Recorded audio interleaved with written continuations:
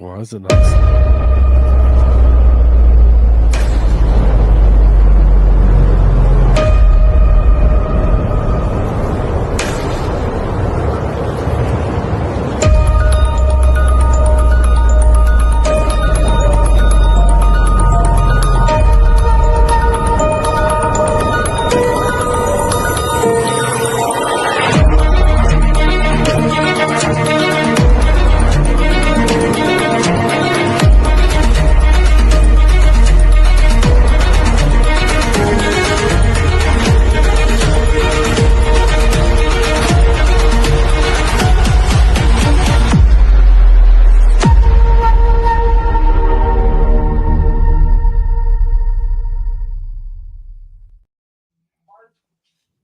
Ladies and gentlemen, what is going on, baby? What is up? What is going on? It is your favorite podcast. It is No Rules, Just Sports, your favorite unfiltered, unbiased, uncensored podcast in the land. We got your boys tonight, Coach Saul. We got Benji on the bottom there. You right beside me. And this is your boy, Matty Ice. Damien had some stuff going on tonight. He will not be joining us. He'll be back. Shout out to Atlantic High School, man. That's where we're at, man. Them boys that basketball team is doing something fierce. They're playing the 5-star tournament right now, and last night they beat Pine Ridge by almost 30, I believe. I was at that game last night, and it was amazing because Pine Ridge has a 5-star player on that team, and our boys locked them up and played a hell of a game. We beat them, and we're going against DeLand tonight at 7. I believe that game started at 7 o'clock. So it was probably a great game to watch, but he's going to be there supporting those boys. They love us. We love them. So shout out to Atlantic and that basketball team, man. They're doing great things. What's Atlantic ranked this year? I think they're ranked number 1 in their district. And then as far as like the state of Florida, they were in the top 20 in the state of Florida. So they're doing really fucking good. Like I'm super proud of those boys. It's awesome. Good stuff, man. Good stuff. Shout out to Atlantic High School guys in Port Orange. Yeah, man. Absolutely. So other than that, hope you guys are doing well. If you're hanging out with us, spending your Tuesday evening, we appreciate you guys hanging out with us. Make sure you're hitting that like button on all of our social media channels. Tonight we're live on YouTube, Facebook, and Twitch as usual. And tonight we're going to do our usual. We're going to hit the NBA, talk some hockey and baseball. College football is unfortunately over, but nonetheless, we got our college basketball in the full swing as well. And we got to go over championship weekend in the NFL as well. Really kind of exciting, but of course, the Super Bowl, we will preview that. None of us are really excited about that. But we will get all to it. We're talking before the show, and I just have a feeling this is going to be the least watched Super Bowl. Yeah, we'll talk about that. We'll get to it, but nonetheless, let's hit the court. Oh, sorry, I'm promoted. Sorry, it's always bad for like the first part of the show. I'm always like quiet, standing. I'm just like I'm trying to get it out. You know what I mean? I'm just trying to get it out. That's all. I'm the same way, man. Let's hit them courts though.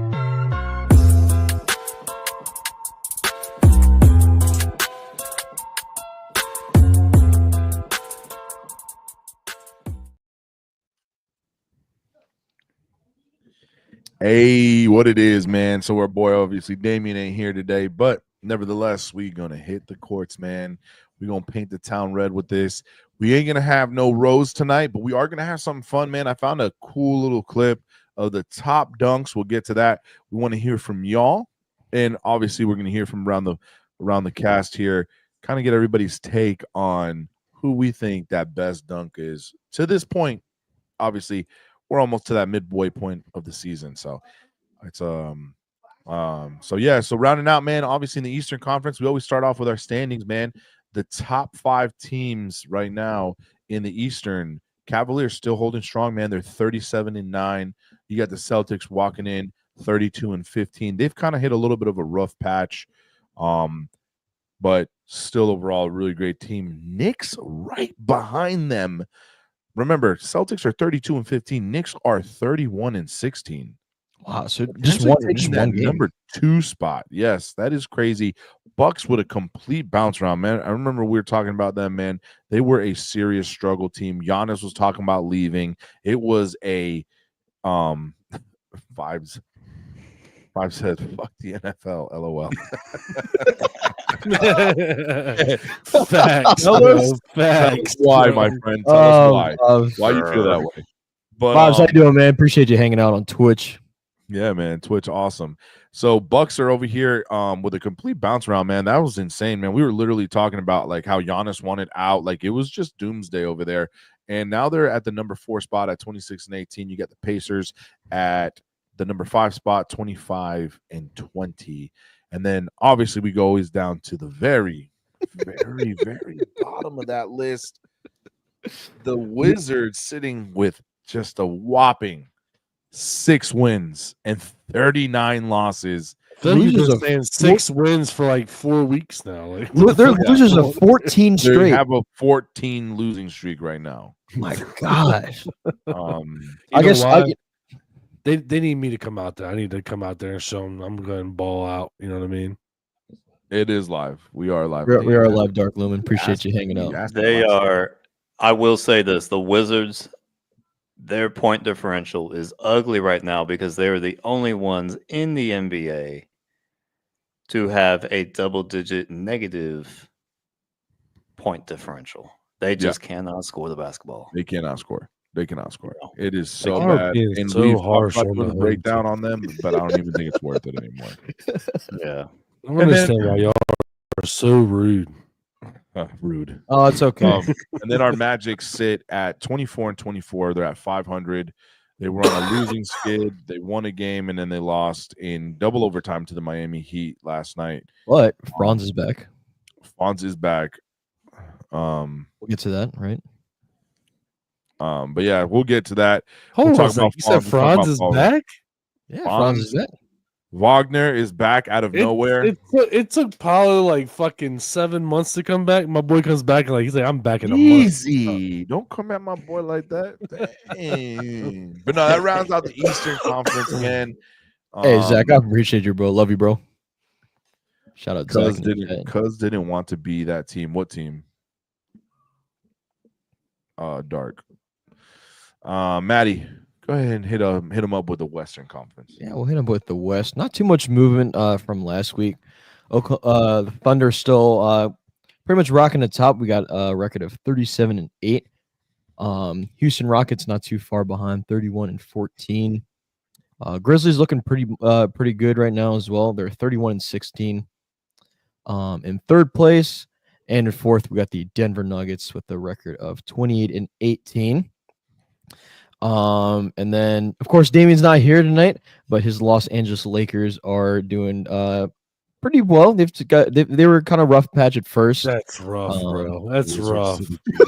That's rough, bro. That's Come crazy. On. Disrespectful, man. Disrespect. Oh man. Los Angeles Lakers. What'd you say? E? Said the disrespect. Crazy right now. And you know what? They actually have a pretty decent G League team as well. They play out in they have a nice stadium. They opened just a couple years ago, so but nonetheless, Los Angeles Lakers are sitting at 26-18 at 5th place overall. And same as last week, Utah Jazz are sitting dead last. Been here from the beginning, was mad before when the season, So for the season, I'm even more mad now. Yeah, wait, what team is he? He's a what? What are you a fan of, Vibes? I can't remember. He did tell us. I can't remember what he said. What was it? Anyways, we're nonetheless. Utah Jazz sitting at the dead last in the West, 10-34. They're losers of 6 straight, and it doesn't really seem like much is going on for them. So that's going to round out the West. Bronny would score 30 on him. 30. I mean, Bronny ain't been doing bad. He's been picking it up the last couple months. So don't be trying to. You got to disrespect. Man. You did disrespect. I mean, you got to remember, Bronny came into college. He played. He had to have played like maybe one game, like at least a handful of games at USC, just because he had that heart issue. So really, he didn't have too much experience in college at USC. So now he's able to get minutes with professional players, both at the NBA and G League level. Right. He's adjusted quite well. So currently, right now, you got the Lakers up. We got a couple games tonight, just a handful here. You got the Lakers up currently 12-5 against the 76ers. No surprise there. And then Rockets and Hawks are scheduled to play at 7:30. It looks like the game hasn't started, at least on my end. And then you got the Jazz and Warriors, and then you got the Bucks versus the Trailblazers at 10. Damn. Talk about the Sixers real quick. Paul George, he says he has suffered his tendon damage in his pinky finger on his left hand. Paul George is he's kind of washed, man. I don't know what's going on. I don't know why that team is so injury bug prone. Like they can't put their starters. They haven't had their starters on that. It doesn't matter, dude. It doesn't matter. It doesn't matter who they bring in. It's like they bring them in and they get hurt too. It's like, what the fuck? Yeah. That's frustrating as hell. On to some hold on, Ravens, then Texans, then Bills, and somehow we get Philly versus Chiefs. Yeah.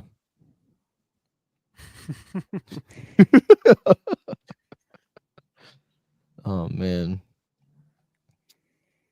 Let's see. We're going over here. I was reading something.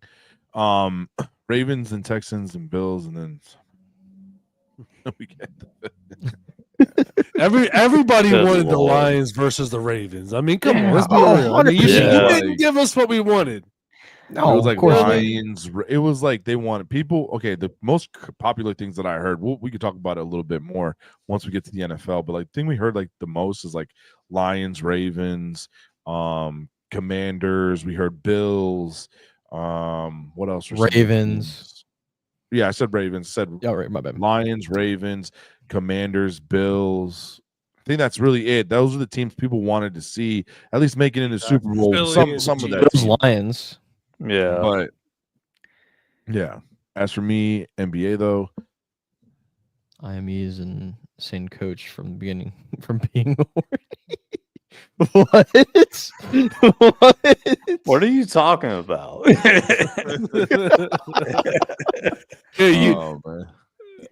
have to understand. Vibes has always came in with his. He makes it definitely interesting in the comment section whenever he's in the show. He has since day one. Rockets are up there, man. They're 2-0 right now against the Hawks. All right, so going on, let's talk about the Bulls, man. I mean, sorry, the Heat. Let's talk about the Heat, dude. Like, Jimmy Butler. What the hell is that man's problem? He causes suspended indefinitely for those of you guys. Yeah. So first of all, let's tell the viewers, and then we'll talk about it here in a minute. Jimmy Butler has been suspended indefinitely for at least no fewer than 5 games. I hate the NBA uses the worst wording on the face of earth, and then they give us no information for injuries, and then you know what I'm saying. So it's so confusing and complicated when it comes to the NBA. So when I hear indefinitely, I feel like he is gone for the rest of his life. He's canceled. No, it's no fewer than 5 games. That's what indefinitely means in the NBA. Right. Blows my mind. Yeah, my whole thing. It goes with the injuries. I mean, you know what I mean? Right, like, that's what I'm saying. How does Paulo Banchero, he's missing fucking 2 months, and then Franz Wagner suffers the same injury, and all of a sudden he's just playing last week. What the hell?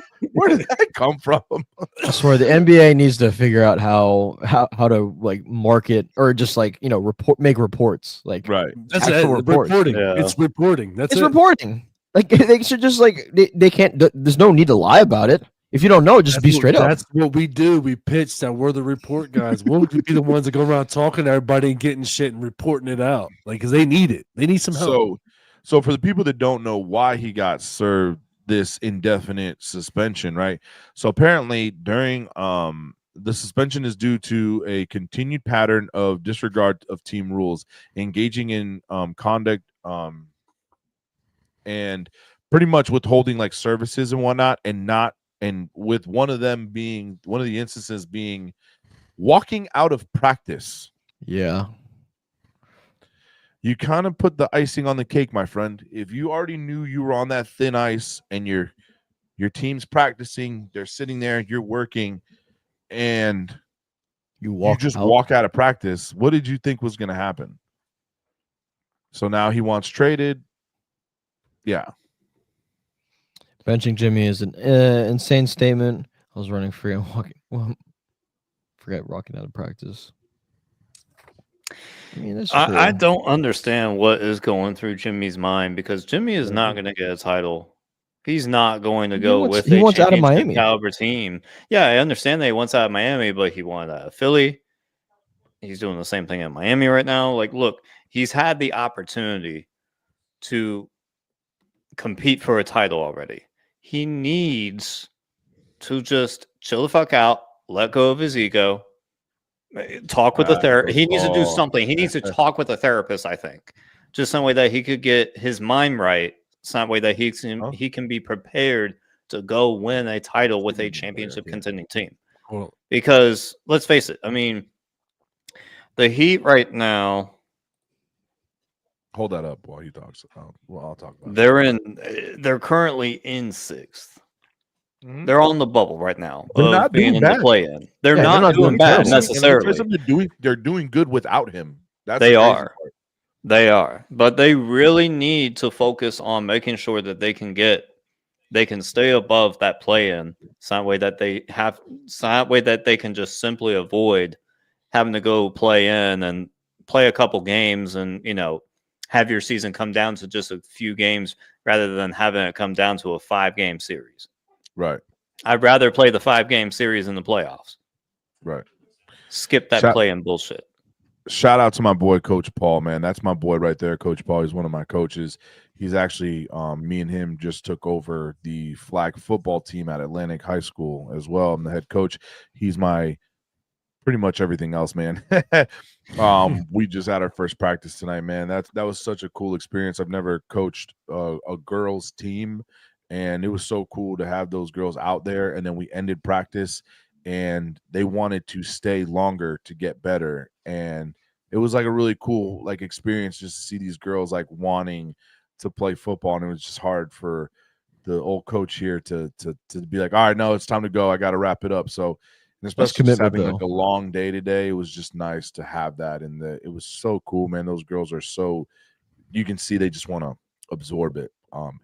Going to Q's comment, Jimmy is a diva. I completely agree. He was a diva when he was with the Bulls. He left, I believe. Where'd he go? He went to the Sixers, right? Next. Yeah, he went from Bulls to the Sixers to the Heat. Yeah, and he kind of chilled out with the 76ers, but there was still that talk of him still being that diva-esque kind of guy, high pampered kind of dude. And I get it. You worked your ass off and you got there. But I don't know, man. He needs to just fucking calm down. Let's be real. I mean, he's basically taking the same path that Antonio Brown had. Because Antonio Brown wanted he wanted to play. But at the same time, Bulls, he also had.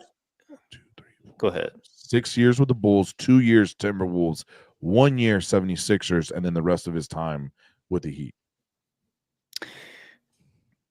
The thing is with Jimmy Butler and AB just wanted to play, but at the same time, he kept saying that he was injured, and Bruce Arians was saying, the doctor has cleared you, you're fine, go play, and he kept saying that he was injured, even though he really wasn't. So, I mean, it was kind of a whole situation back there where he was just causing issues internally. Jimmy's kind of doing the same thing where, I understand that you may need help. Okay, it's not necessarily the exact same thing where Jimmy wants help, where AB just, wanted to ride the bench for just a second, just some way they could get healthy and then eventually go play as soon as he was ready. And when he didn't get his time to, he did that whole thing in New York. But really, Jimmy now, he's just got to get his mind right. He has to I can understand. Down, shut up, and focus. I can see where Vibe. So my boy Vibe's over here commenting, and I appreciate it, brother. That's awesome. We love this shit. and I can agree with what he's saying. If you really go back to, some previous years of, excuse me, of like, just going back to the last 3 years of just looking at their roster and seeing who they have, it's looking hard, man. You know what I'm saying? He's not getting any younger. The man's been in the league for a long time. He's 35 years old. 1, 2, 3, 4, 5, 6, 7. He's been in for a minute. 10, 11. Consider he was in the league.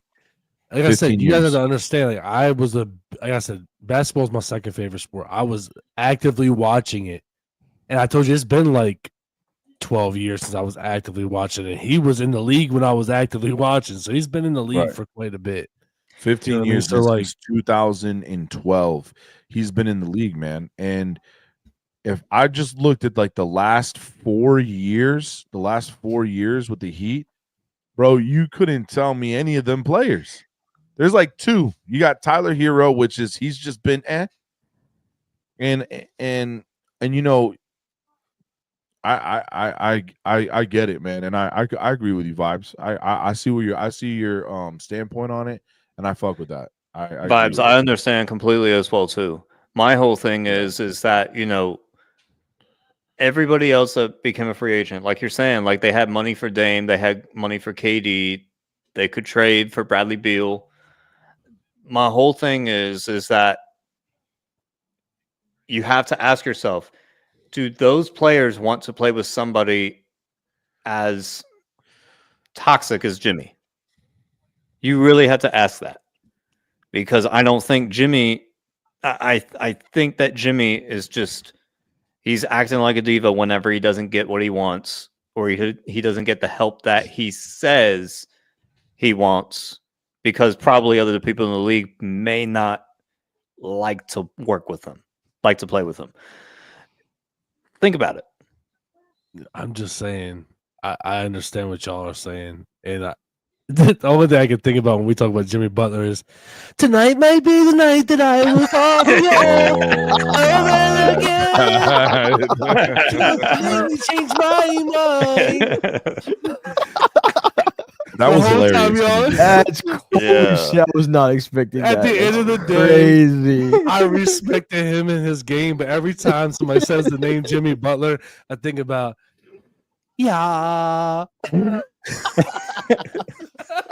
That's funny as fuck. Why did y'all let me have some drinks before I came on here, man? Well, you did that to yourself. You were extremely quiet, and I knew you were cooking something up over there, dog. That's why I was laughing, bro. I was like, I'm grabbing water real quick. I'll be right back. You know what? All right, no worries, dude. You know what this reminds me of is the whole like AB situation. Oh, he's gone. No, I just okay. Why you blacked the screen out. Gotcha. This reminds me of like AB, like Antonio Brown before he like retired or he was forced out of the league. Right. NFL. Cause me reminded that diva talk for them, because if you see something in the playoffs, didn't carry a job in your thing. Yeah. So True. I don't know if you guys have seen, but the talks are that he's going to be possibly traded to the Minnesota Timberwolves, and Julius Randle could be included in that Jimmy Butler trade. So they get they get Randle, they get Butler. Let me tell you something. Talk about getting put on an immediate possible contender.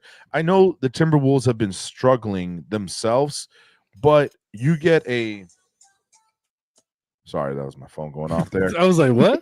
You get almost like an immediate turnaround there, man. You get a young, you get a young cast, kind of younger cast. You get an Anthony Edwards that's kind of doing his thing, and you can kind of be almost like a mentor there, hopefully enough for him, and almost essentially put that team in playoff contention now, because they're not that far off, right? So if you look at the Minnesota Timberwolves standings right now, they're number 7 in the Western Conference, and that could change real quick. And that can change in a drop of a dime. So it'd be definitely interesting to see. Jimmy is a likable guy, Pat is just cheap. I agree. I don't. He is a diva. Don't get me wrong, and I don't mean it in a. I don't mean it in a bad way. I don't mean it in a way like he treats his teammates like shit. No, he's just a diva. So like he's the guy that I want. I mean, I'm not saying this is it, but I'm just saying he's like, oh, I want sparkling water in my locker room, like that kind of shit. You know what I'm saying? That's the kind of guy he is. Here's my thing, though. Here's my thing with the Jimmy thing, though. This is multiple teams where he's been toxic to the locker room and toxic to the team. It's almost like an Aaron Rodgers situation. Do you want to take that chance and bring that? I don't think he's been toxic to the team. I just think he has like this fucking, I don't know how to explain it to y'all. Like he has like this shit attitude. Right, and it's not really like towards his team. It's more to like just. He just has like a emo attitude. Yeah. Over again. Don't make me change my mind. Oh my gosh.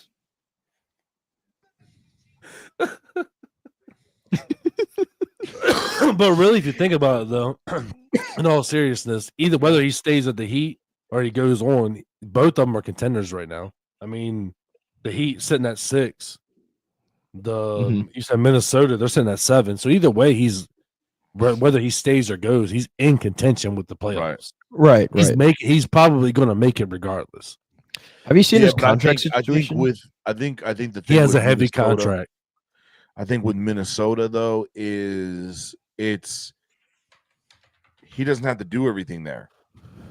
Yeah, he doesn't have to do everything there. My bad. And that's where that's what I was talking about. We both clicked the comment at the same time, so it popped it up and down. Yeah. But yeah, talk about his contract. So he's set to make $48.8 million this year and $52.4 next year. Well, if you remember a couple of weeks ago, we talked about that. We talked about his contract specifically. We have looked it up and we're like talking about who could actually trade him and have the cap space to be able to do other things or keep who they have. And that was the biggest problem with Butler. That was the thing that we talked about. If let me tell you something. If the fucking Magic could afford him, I'd take him. Yeah, he's a great player. The problem is that he's getting paid. So I mean, I know that's unless you don't have him, shit. Yeah, absolutely. That's what I'm saying. But like, unless you're a team that's like, you have a bunch of young bucks that you aren't really eating up a lot of salary, you can't afford him and keep who you got. Right. That's just the reality of it. So it's like, if Minnesota can make it work, great. But that's the problem.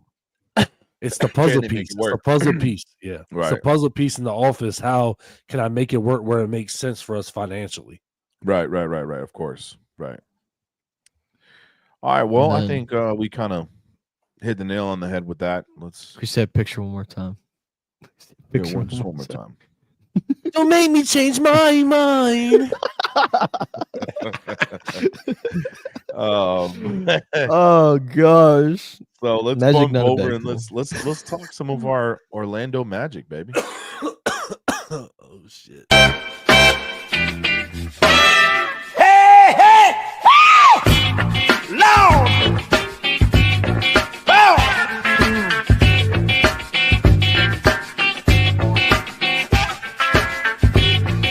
You took my money.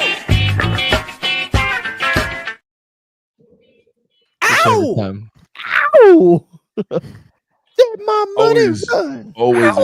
Always a great time when we get to talk about the Orlando Magic, even though we're kind of going through a little bit of a struggle. But I see the light at the end of the tunnel, gentlemen. I see it. It's right there. We're reaching for it. The Magic decided to sneak him in 2 games ago against the Pistons. After that, we had been on a serious skid. We had lost like 6 in a row. We were looking really bad. You get Franz and Paolo back for a game.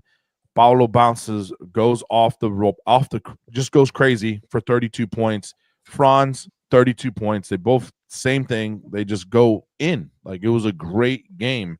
What's up, Jake, man? How you doing?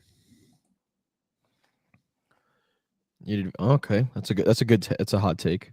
Yeah, I don't know about that, man. That coach he was doing his thing without all his stars, and you got to cash out like Dylan Brooks. So you get Paulo back, you get Franz, and they clicked and they looked great. First game back, it was looking really, really good. Outside of that, it was kind of just the Paulo show because nobody else was stepping up. Well, we go to Miami. Yeah, let's talk about last night's game then. Yeah, we go to Miami, triple overtime. We just couldn't seal the deal. Paulo gets 17. Not that great, man. We need you up there, Franz, with 29. And they played kind of light last night. It didn't look no bench. No, it just didn't look good. It was just not a great game for us. Cole, what's going on with Cole Anthony, man? He's been kind of just like in and out. I feel like he's one of them guys that he's gonna pop off when he pops off, but you can't expect it. Nah, he's cold. You can't go in there and build a game plan around him getting a certain something. Correction, my bad. He is. The game that he came back, my bad, guys, was actually the game prior was the Portland Trailblazers. We played a struggling Portland Trailblazers, and they beat the shit out of us 101 to 79. But if you go and look at the box score, Paulo he played for 33 minutes the whole fucking game and only had 8 points. Franz comes in. That was his first game back. Correction. He scores 20. So it's like, damn, what happened there? Like, that is the only thing that I'm seeing. What up, Jake, man? The only problem that I'm seeing from our boy Paulo right now is consistency. And I'm not pulling the flag. I'm not worried. I'm not going crazy. I mean, these guys are young guys or they're rookie guys. We have that time to develop and stuff. But I do see us getting strong again because let them two start cooking together. Let them two start working together now because we haven't really had a chance for that to happen. Now that they're all together, right? At least those two. Mo is unfortunately gone for the season, but at least these two are together. Let them start cooking, man, and I think we'll be okay. Especially like just looking at the next game, they play the Pistons, a not so easy team, and we play lights out basketball. It was great basketball. Both boys scoring 32 points apiece. Think about this from the Lucas system, that offense. You guys can score. You need a coach that's gonna. I get it, but you gotta look at it. You gotta understand too. When that coach had literally nobody, that team was playing their best basketball, defensively and everything. And then all of a sudden, we went on a serious. We got Paulo back, and then the team just kind of went on a serious shooting issue. We couldn't make threes. I think we were like the worst 3-point shooting team for like the last like few weeks. Now hopefully with Franz back, because I mean that dude's a 6-foot monster, and his touch with the basketball to shoot a three is just incredible. I've never seen it. Such a delicate throw. It's awesome. Awesome. Looking ahead at the schedule, Thursday night we're going all the way to Portland. We play the Trailblazers. Got a little road streak going on right now. I think we need that bounce back game against the Blazers because they beat us. I agree. Like 2 weeks ago. Yeah. So to come back and play them, we get a good little streak here. We go Blazers and Jazz. That's a good little game to get that mojo going, and we need those kind of games. Warriors are not playing too hot right now, so that'll be definitely an interesting game to watch. Hey, don't underestimate my boy Steph, man. And then Sacramento on Wednesday the 5th. They're on the bubble right now. They're like basically playing for their lives at the moment. Right. They're 7. They've won 7 out of their last 10. So that's going to be kind of tough, but they're teetering on the edge. Right. And then I can see us going 4-0. Then we got 3 tough games. You got the Nuggets. That's gonna be a tough game. Then you got the Spurs. That's another tough game, and then you got the Hawks. That's always a tough opponent. Hawks. You think never know what Spurs? You you think so? Yeah, I think the Spurs are still a pretty decent team. I mean, I know they're like outside of that bubble, but they still have really good players, and it's just one of those teams that maybe we need to do a little dive on it, because just to understand what's going on over there. Can't sleep on Wemby, man. You can't. Yeah, exactly. Wemby is a monster, right, dude. That's true. You got Chris Paul over there, and you got all these players. Like, you've got some decent players. I know Chris Paul's like at the end of his career and stuff, but that's a team that you can't sleep on. You just can't sleep on them. So my man Chris Paul's like 65. Easy. Pretty sure he's got a sponsorship with the AARP already. Right. He's got his card on deck, bro. Houston shoots 34% from 3 and second in the West. They're 26th in the league from 3 out of 30. Come on, let's see the division. They're still doing it. He's trying to sell you on that, Coach. He's trying to sell you on. I got it, man. I know. I get it, man. And my thing is like I just hate that every team feels like they need to be a 3-point shooting machine, dude. And it's just like sometimes you just don't have that system. Sometimes you just don't have that. You know what's the most infuriating thing for me to see is when I watch those Magic game and to see fucking Jonathan Isaac sitting in the fucking baseline, sitting over there all the way in the corner at the 3 and just waiting for a ball to yak up a 3 and then miss. Bitch, who is telling you to do that? Get your big ass down there in the center and get me a damn rebound. How about you do that? Stop shooting threes. I need to look at his 3-point percentage because that shit's I think that's one of the things, because in today's era of sports, period, defense doesn't get the same kind of shine as like a great offensive player. So people try to be that guy every game, and you don't have to be. You need good defensive players. You need the Andre Iguodala's that literally he was all right in offense, but he was dominant on the defensive side. You need defensive players. And I think that the problem is these big guys want to score because they want to be the talk of the town too. I agree. Doc is a nah, fuck that. Yeah, right now, I mean, just Doc like you said, Coach. I completely agree with you, brother. The Magic are currently 26th in the NBA when it comes to total rebounds per game. They have only 41.6, kind of like what TP says right now, because the Rockets are leading with 48.2 rebounds a game. It's really not necessarily about chucking up threes. Get your big men down low that can grab rebounds, some way that they can send it out back to one of the guards, some way that they can reset and get going. Or if you have an opportunity for an easy second chance bucket, take that damn second chance bucket. Rebound. Give your team a chance. I agree. Tired of seeing that crap. I'm tired of seeing this 3-point shooting league. It's going to come to an end, and it's going to come to an end hard at some point. You know what? It'll come to an end when Steph retires. That's what I feel like. Nah, I don't think so. It's not that soon. He's changed it too much. Yeah, it's too many people that everybody's mindset's different. Right. Because you can even see it in the high school. You can even see it in high school, right? When you're at the high school games and you're watching these kids warm up, man, there are so many people shooting threes. I'm just sitting there like, why is your warm up shot a 3? You're a center. You're 6'5", and the delicacy of your ball is like a game. It's not it. Yeah, exactly. And that's like the problem. Like everywhere you look right now, everybody wants to be a 3-point shooting machine. And it's just like, know your game, know your strengths and your weaknesses. Like me, today I was out there on the court, right? The boys were out there warming up. They're asking me if I was coming to the game. I was like, no, I got to have some things to do. So they're like, oh, shoot around with us. So I started shooting around. And then I was like, and I'm in the mid-range, bro, killing it. Cooking. That's me, bro. I hit like 6 in a row. And like, damn, I was about to say the same shit, bro. Yeah. Like, I haven't played an actual game in fucking 6 years. We had actually for my work, we had like a pick 'em up kind of game. We had like everybody came out, raised money, whatever. And I I know my shots at mid range. I'm automatic mid range, no matter where at. I don't give a fuck where at, but I know that's my shot.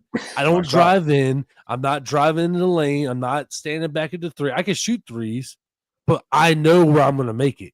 Yeah. So why aren't people playing to their strengths? Fuck what the media wants. Fuck what the mainstream people want. Play to your strength. That's how your team wins. And that's like how it was for me. So I was showing the boys like, oh, this is my shot. Boom. I hit like 6. I can drive. I play physical in the paint.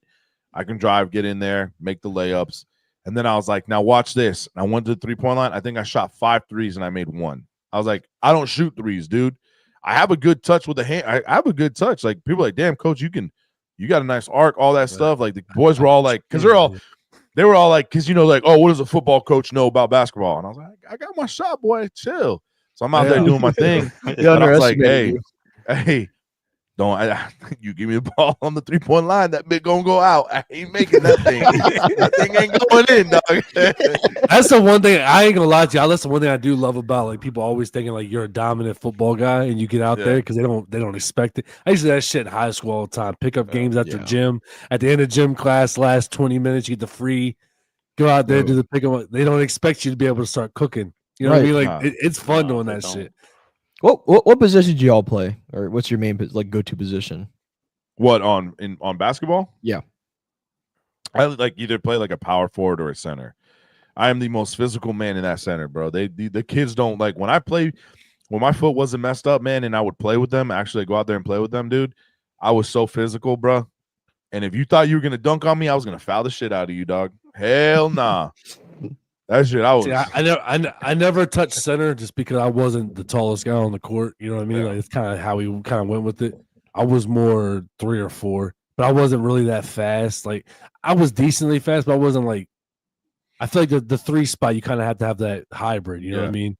So I mainly stayed at the 4. I mean, because I could shoot, but I could rebound my ass off. You know what I mean? So I kind of stayed at that 4 spot. You gotta ask Damian, man. We've played a couple of games of pickup. And Damian is 6'4", 6'5". I think he said 6'5", yeah, something like that. So he's got height on me, but big ass motherfucker. Yeah, when I'm in the paint, I beat him in the paint. He doesn't beat me. He knows that, and he goes out. It's not really my position, anyways. Just because I'm a tall dude, everybody wants to put me down there. But now he'll outshoot the shit out of me. That boy has got a 3-point touch that is insane. It's crazy. That's his game. So it is cool, man. Like you just got to understand where your strengths and weaknesses are, man. I mean, at the end of the day, that's really what it is. But by special request before we move on.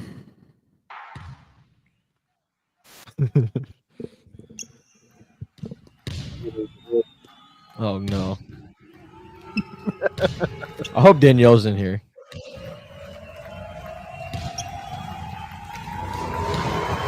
Stuck in my head the rest of the week.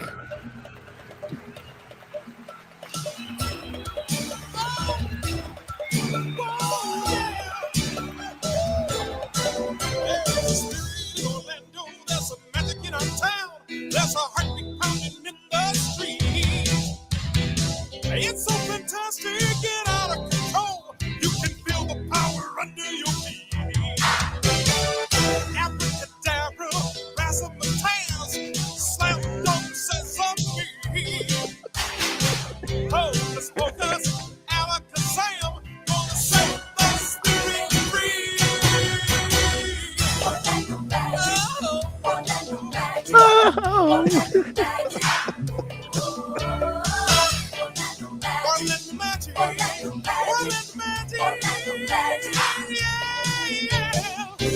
Watch out, beware, gonna get you.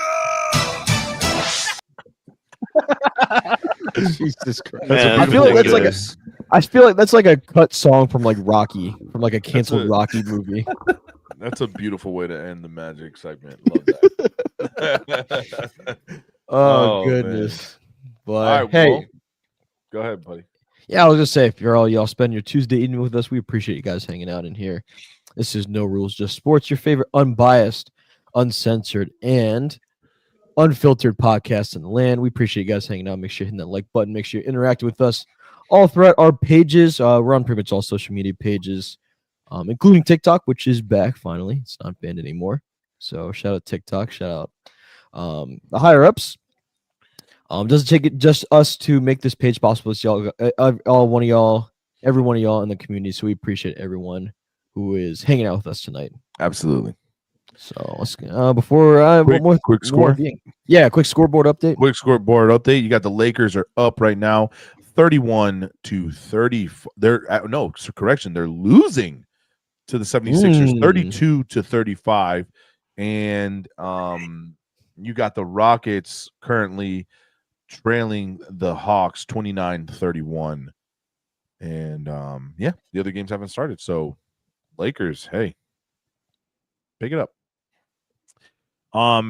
So the last part of the episode, like I said today, we're not going to do the Rose. Damien's not here today, and I just didn't have time to really look up a player. And this week would be a player that we wanted to give a Rose to that isn't as a currently active player. And I want to do it always justice. I don't want to just sell it short. So we won't do a Rose today, but we will do a clip here. I want to hear from everybody in the community. What do y'all think is the best dunk to this point of the season? Let's run that clip, man. Morant, ball fake. Oh my God! Oh, wow! Is Christie to the cutting James. Oh! With the left hand. Need a dress shoe brand. Oh! Just electrified the crowd. Kobe White drives it. Oh, dunk it! Kobe White. Almost taken away. It is taken away. Uh-oh. Showtime.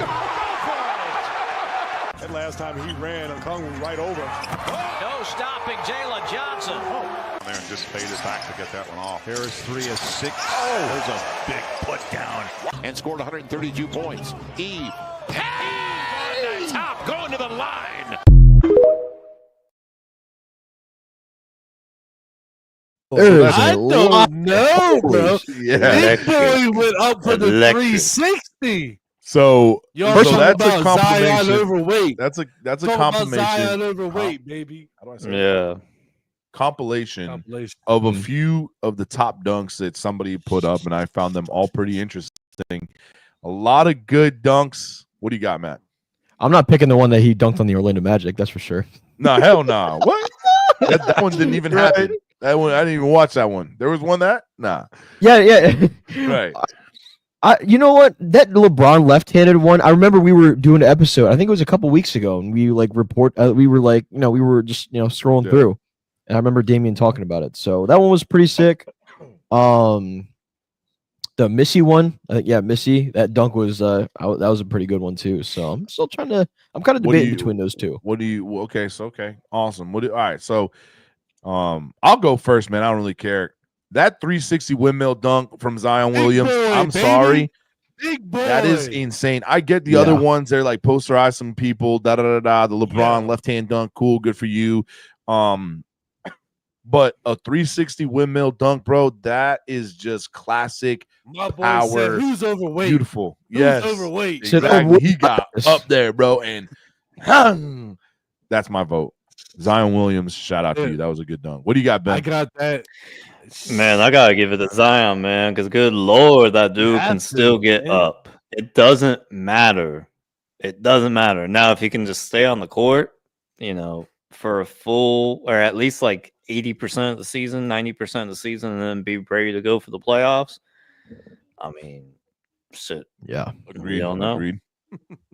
Zion taking the top spot, LeBron close second. That you can say what but that he threw it down.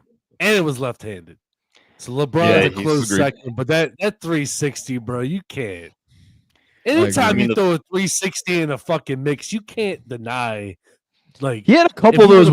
I remember watching him my freshman year of college because him and I are the same age. So I remember watching him freshman year of college, and he did a couple of 360s, and it was fun to watch.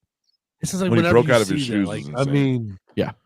Like if they would have had the John Morant's, the 2 360s, it'd be, what I mean, like that would be in the same talk. Like anytime you could do a 360 on the court during a game, not a dunk contest, but during a game, just makes it that much more special. I think my three before I get to Matt is Zion, the Ja Morant one in the beginning, and then the LeBron. Ja Morant, he fucking in between the legs, up, bam, backwards, like that's tough. I don't know if you guys remember. If you want to run it real quick and just run it back. Watch that first dunk. Watch that first dunk real quick. Morant, ball fake. Oh my God! Wow! Is Christie to the cutting James. With the left hand. Need a dress shoe, Brandon. Just electrified the crowd. Kobe White drives it. Over and dunk it. Dunk it, Kobe White. Almost taken away. It is taken away. Showtime. That last time he ran, Kung right over. No stopping Jalen Johnson. There and just faded back to get that one off. Harris 3 of 6. There's a big put down. And scored 132 points. Eve. On the top, going to the line. Yeah, that's good. Anthony Edwards. That's some good ones. The Ant one made it good because of his fucking demeanor afterwards. That's Right. what made Yeah. that. You know, like, if he didn't do that, it wouldn't have the same flair. But the way he just been like, "Fuck y'all," you know, like that he had that look like I'm that guy. You know what I mean? So that made that more special. The fact that Zion just did that mid-game, you know, if you tried to do that mid-game at least 10 seasons ago, you'd probably get benched immediately. Your coach would probably just pull you aside, take a time. No, your coach would take a timeout, put you on the bench real quick. Jake, we'll address that here in a second. Let's hear what Matt thinks was the best one out of that little group, and then we can address the Mount Rushmore of dunkers. And I got two off the rip. Yeah, I was basically going to say the same thing as E. I think the either the you said was it Ja Morant? I said Zion. Zion, that's right. I'm tripping. LeBron. Yeah. No, I'm with you. Said Zion, Morant, LeBron. Gotcha. Yeah. I'm definitely agreeing with E. I think Zion was number one. LeBron's a close second, and I really like that Missy one too. That was a good one. Like, that was a good one. Yeah, I mean he's like he's not like which is the one that they dunked over Wimby? Who was that? There was one that was I saw that one. Oh my god! Yeah, who was I did that? see that one too. I brain farted. That was a good one too. Yeah. But yeah. So, all right, who you got for your Mount Rushmore of dunkers? Mount Rushmore of dunkers, man. It's kind of easy for me. Say VC, bro. Vince Carter, of course. Absolutely, bro. Of Gotta course, have my man on there, man. It's two people, man. It's Vince Carter and Shaquille O'Neal. O'Neal literally changed the game on properly setting up rims. The dude was literally ripping rims off the backboard, ripping them off. If you don't say Shaq, then something's wrong with you. If you don't include Shaq. Vince Carter of course Shaq is in it. Yeah. Vince Carter and Shaq. That's it. And the thing about it is, like, the thing that I've talked about him specifically before, what I respected even more about Vince Carter is he went from being a dunk machine to when he knew his legs couldn't do that no more, he changed his game and still stayed relevant. But the fact, at the end of the day, Mount Rushmore, if you don't say VC, bro, you are on fucking crack. And where's Vince Carter from? He's a beast. I don't even know. All I know is he's a beast. He went to Mainland High School. Of course he did. Of course he did. Of course he went to Mainland High School. They got a whole statue of him in front of the school. The basketball gym's dedicated to where him. Champions are born, right? Where champions are born. You talked about that shit. I forgot about that shit. You did talk about that on the previous. Tank Dell's from there too. Tank Dell, yeah, all that shit. Yeah. Who? We gotta make a whole list of who came out of Mainland High School. A lot of people. You know, Denzel Washington's from there too. No way. He went there for a few. Yeah, he went there for a few years. Jake, man, who do you got, man? My school, bro. Let's hear from the chat. Everybody in the chat, in the community, y'all. Let us know who you think the Mount Rushmore of dunkers is, or your favorite one, or just your favorite one from. Yeah, man. Who's just your favorite person, or from the clip? What was your favorite dunk from that clip? As we get ready to move on from basketball, I think that about wraps up basketball for us. Unless anybody's got anything else. I just have that one clip to play. Other than that, it's a short little 20-second clip. But I just thought it was interesting to see Westbrook's whole mentality change from. You guys remember his old clips of how cocky he used to be. Yeah. Just to see him change his whole. I think, like I said, having those down years, Westbrook kind of humbled him, and I think it's cool to see it, man. Agreed. I think it's cool. I just have a short, like I said, 22-second clip. That's it left. Yeah.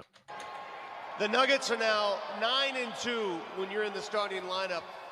Are you at all surprised with your chemistry with Nikola Jokic? You guys look like you've been playing together your entire careers. Man, he's the best player in the world. My job is to make the game easy for him, and he does it for everybody else. And it's a pleasure to be able to share the floor with him. You see what I'm saying? He would have never said that fucking 7 years ago. You know what I mean? Never seen like KD or anything like that. Guy. You remember the old shit where he was like, "What? Yeah. You know what I mean? You remember the memes and shit? Like, yep. It's just cool to see him grow as a person, as a player. To be like, you know what? He is the star of this team. I'm here to make his life easy, and we're working together. I just thought it was cool to see that. That's always why I saved that clip. And it's just so funny because it's such a strong personality versus the Joker. Dude can give a shit less about basketball, but he's so fucking good at it. I mean, okay, obviously he does not that he doesn't give a shit about basketball. He does care. Don't get me wrong. But when they ask him, there was a funny clip, and I wish I would have sent it to you, man. It was like a funny clip of them asking him questions, and just his answers to things are like, it's just hilarious. They're like, does fatherhood really help you become a better basketball player? No. Next question. And everybody's just like, okay. Did y'all see the shit where the reporter apparently fell out of a chair and he lost his he was laughing for the first, everybody's like, he's laughing. Yeah. Like, well, and then he lost his mind. Do you remember when they won and then they told him that he had to go on a parade and he was pissed that he had to go on this parade? He was like, wait a minute, and he turns and goes, we have to go to a parade? And they're like, yeah. And he was like, when is this? He goes, I have to go home. Like, dude just wants to be home, dog. Like, it's crazy. Being that great and just not really giving a shit. That's awesome. Not caring at all, bro. So, but yeah, I think that kind of wraps up our NBA talk here. We'll bop it over to you, Matty Ice, here in a second. We appreciate everybody listening, man. Absolutely. It'll probably be a smaller episode today just because sports is kind of rounding out right now. You got NFL, just we got 2 games to talk about realistically, and then obviously we got the Turd Bowl. I mean Super Bowl coming up. Absolutely. But yeah, as far as that, guys, yeah, I mean that kind of rounds out NBA for tonight. Awesome. Let's hit the Jake gave us his gave us his Mount Rushmore. Got Vince, MJ, Shaq. I respect that. That's a great list. Mm-hmm. Levine was a monster at dunking. Dwight was, he was cool. He was cool. He threw power down. He wasn't no Shaquille O'Neal big, but if he was as big as Shaquille O'Neal, that dude would have been ripping rims down himself as well. I respect that list. That's a great list. Great list. You want to run through scores one more time before we leave? Yeah. Let's run through the scores real quick. You have an updated one. Yeah, so right now, Rockets are currently leading the Hawks. They took the lead back there, 47-43. Lakers are still trailing the 76ers 49-54. So interesting little turn of events. Right. Definitely keep an eye on that. So you want to hit the rink next? Let's hit the rink, guys. All right.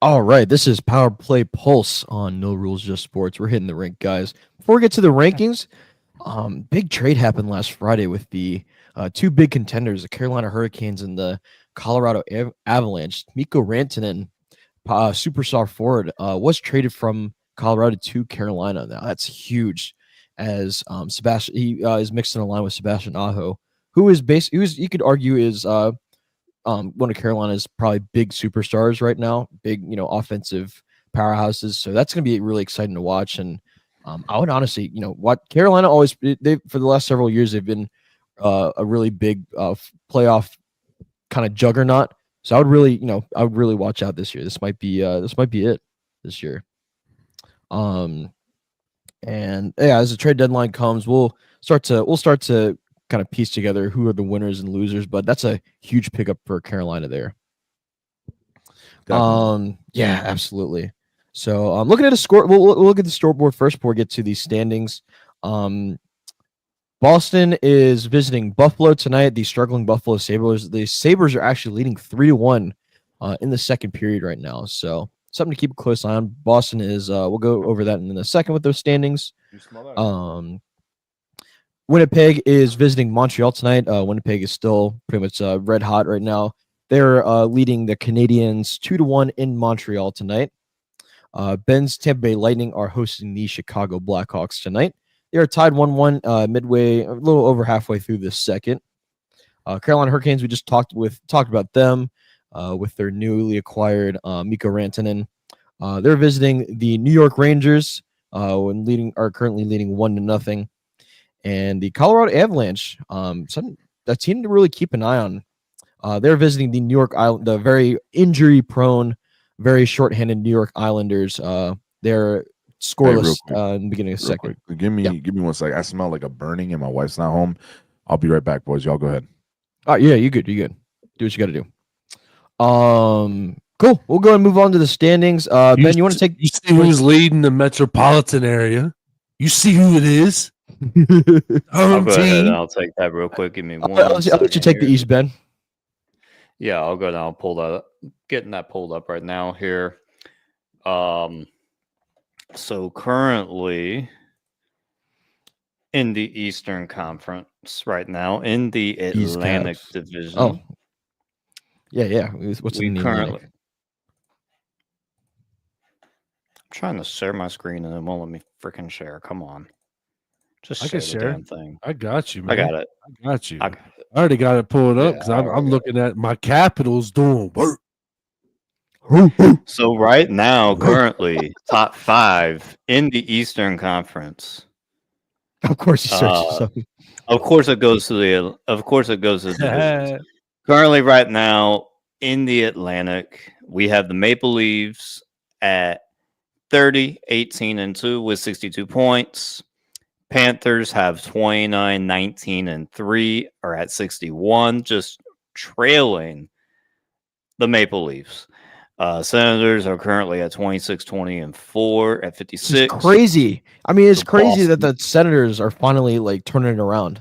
Well, I mean, look, they've been slowly building this whole time. Yep. So I don't blame them for doing it. The Boston Bruins are currently at 25, 20-6 with 56 points. And then my Tampa Bay Lightning, they've been kind of struggling right now. It's really hasn't been pretty to watch. They're 5-4-1 in the last 10. Currently 26, 19-3. What's going down? What's going on down in the Bay Area now? It's been a little rough right now. Not gonna lie. Well, especially with Lilleberg going down, right? No worries. Yeah, Lilleberg's gone down. Braden Point, 2 games though. Yeah, he's gone down for a couple games. Braden Point, he's been he's still scoring along with Cooch. I think that it's just you're going to have these patches throughout the season just because it is a long season. It's not necessarily like the NFL where every single game counts. So, you're going to just have to just kind of deal with it. Also, by the way, in the Metropolitan division right now, Washington Capitals are currently leading 33-11-5 with 71 points. They are your Eastern Conference leader. And then the Hurricanes are currently 30-16-4 trailing with 64 points in second. New Jersey Devils are at 28-18-6 with 62 points. The Blue Jackets 24-19-7 with 55 points. They're in striking distance at the moment. And then the New York Rangers 24-21-4 with 52 points currently right now in the Metropolitan Conference or Metropolitan Division, excuse me. You see who's dead last in the Metro? Dead last in the Metro right now. The Pittsburgh Penguins. With a still measly better than the points. Sabres. Yep, still better than the Sabres because the Sabres are currently dead last in the Eastern Conference with 41 points. You know what I meant to say in the show? I really want Bills Mafia. I hope Bills Mafia pulls up for our NFL talk. They ain't showing up. They ain't showing up. Yeah. They're hiding. They're hibernating now until next season. Hey, August. so quick question. I don't know if you guys. Sorry, I had to step away. I smelled something burning, and I realized it was my dishwasher was steaming or whatever. Oh, okay. We talk about the Panthers. Anything? They're second place in the Atlantic, 29-19-3, 61 points. They're not too far behind Toronto, so that's something to keep an eye on for sure. 5-4-1 in the last 10. But yeah, nothing too bad. They did. They're on their West Coast trip right now. Yeah, they go to the Kings tomorrow. They see the Kings. Yep. Tomorrow. They did sweep my Anaheim Ducks, so it's no shocker there. Yeah, there's no shocker. We had a nice we lost to the Kings a few nights back 2-1, and then we play the Sharks and we beat the snot out of them 7-2, and then we went over and we played the Golden Vegas, Knights and lost to them. So we played the Kings. But not gonna lie to you, I'm not mad at where we're at right now. We're playing good ball. We call it puck. We're playing good puck. Playing good hockey. God, man. Yeah, there it is. We're just playing good hockey. That's crazy. And we're playing good hockey right now. And I'm not mad at where we're at. We're second place. We're chilling. All we need to do is just get into the playoffs, man, and make another little run here. Just don't puck it up. You really sat on that one. You sat on that one. You really let it. He really let it. He was waiting for it. Waiting for the perfect moment. Damn. Sean, how you doing? Dalton with the ball. Indeed. So I'll go ahead and take the Western Conference now. Looking at the Central, pretty much no changes there. Winnipeg Jets are still red hot. They're leading the Central with a record of 34-14. You got that right. He's been holding on to that. 71 points overall for the Winnipeg Jets. Dallas Stars not too far behind. Actually, they're pretty decent, probably far behind. 63 points, have a record overall of 31-17-1. Minnesota Wild in third place with 62 points, 29-17-4. And the Colorado Avalanche, who we just talked about, traded away Mikko Rantanen, 29-20-2 with 60 points overall. So something to keep an eye on. That it's starting to get a little clustered there in the middle of the Central Division. So something to keep an eye on throughout the remainder of the season. Chicago Blackhawks are pretty much dead last right now. Their GM came out today. Yeah, their GM came out today and basically, said that the rebuild takes time. Got to be patient. But I'm a Chicago sports fan. I'm just sick to my stomach. Can't have a good. I wouldn't go that far. You got to remember those Blackhawks.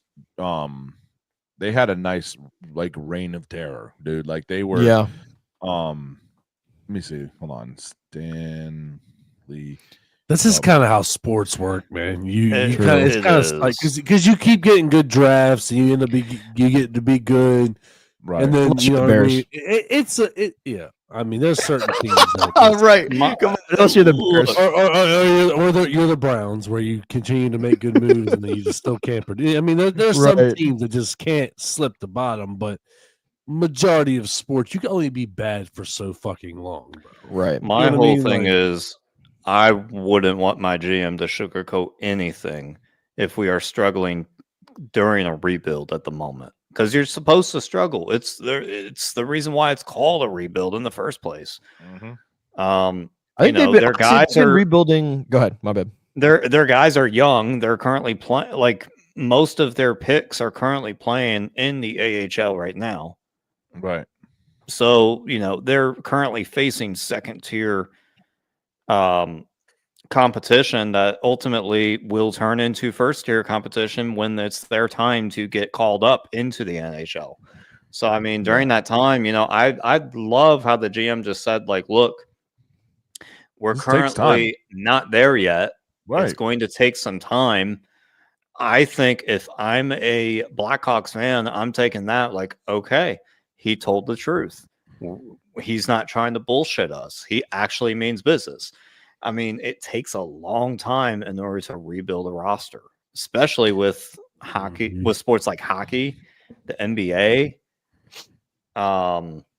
It's not like you get 7 rounds of picks. You know what I mean? It's different with the other sports.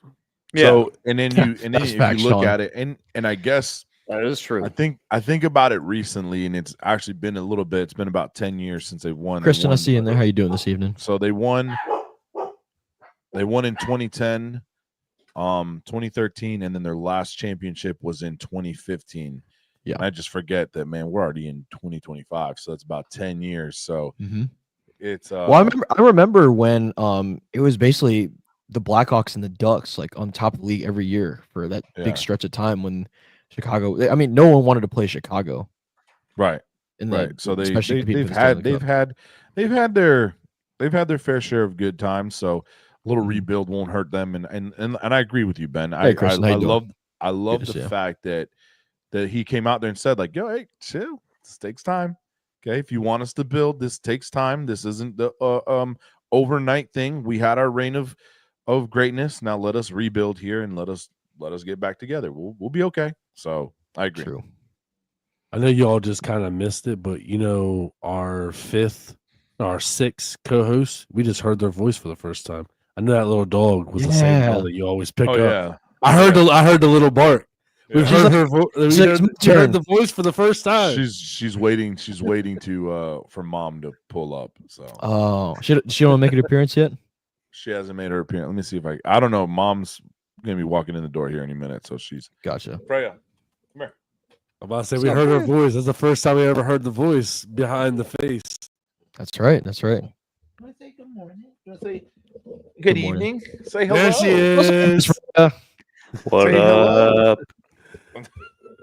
I heard the little high pitched bark. I was like, I bet you that was her. Oh yeah. What are you doing? What's up, Miss Freya? She's saying what's up. She's just angry at the waiting for mom. Everything's bigger than her, so she's just angry at the world. True. You know that happens. It happens. Is she a Chihuahua mix at all, or she's a Chihuahua and a weenie dog. Chiweenie. Chiweenie. That's pretty dope. Pathetic as hell.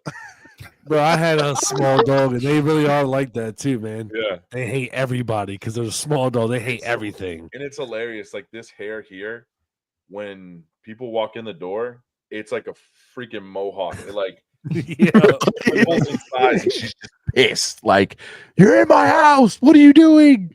Get out of my house. She's hilarious, but you can see she's a little, yeah. Those small dogs, man, they might be mean to the world, but to their owners, sweetest dogs you could ever have, man. Oh yeah. That's right.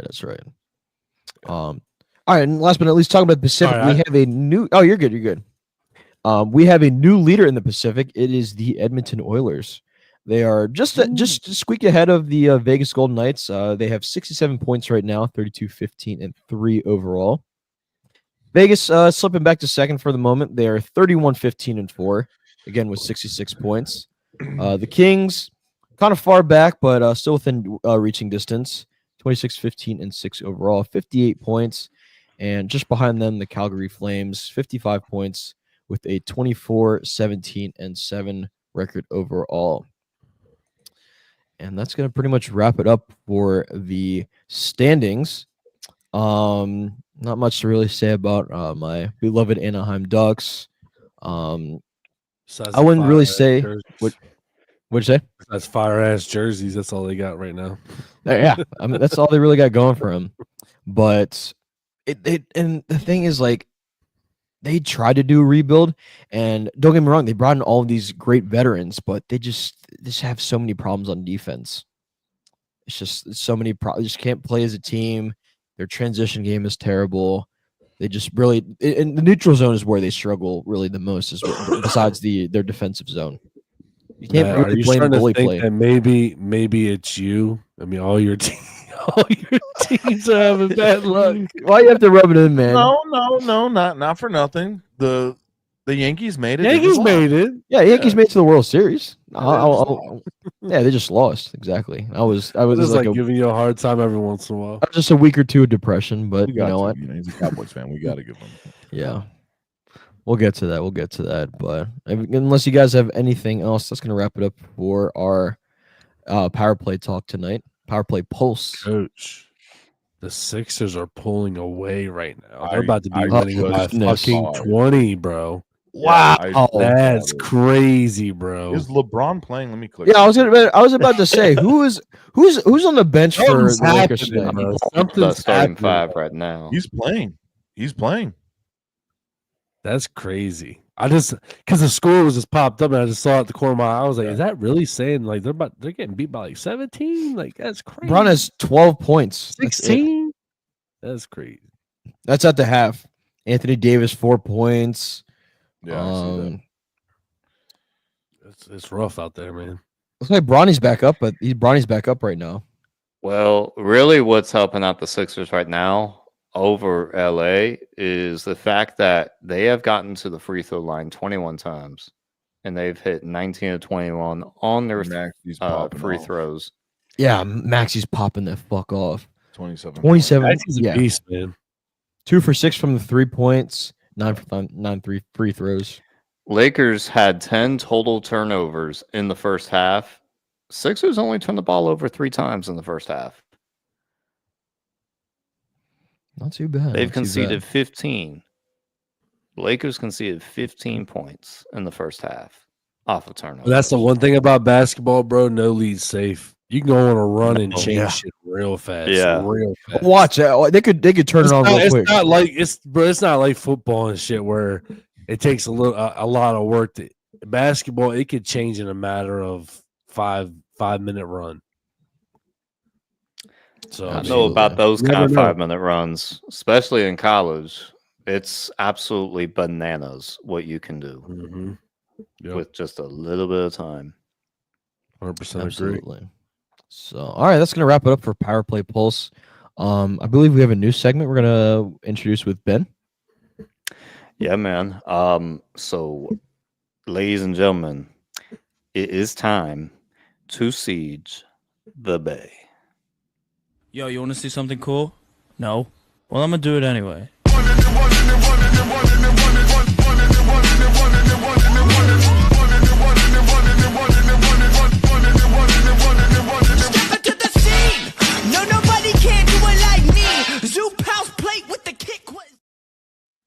Yes, sir. Finally got to play it.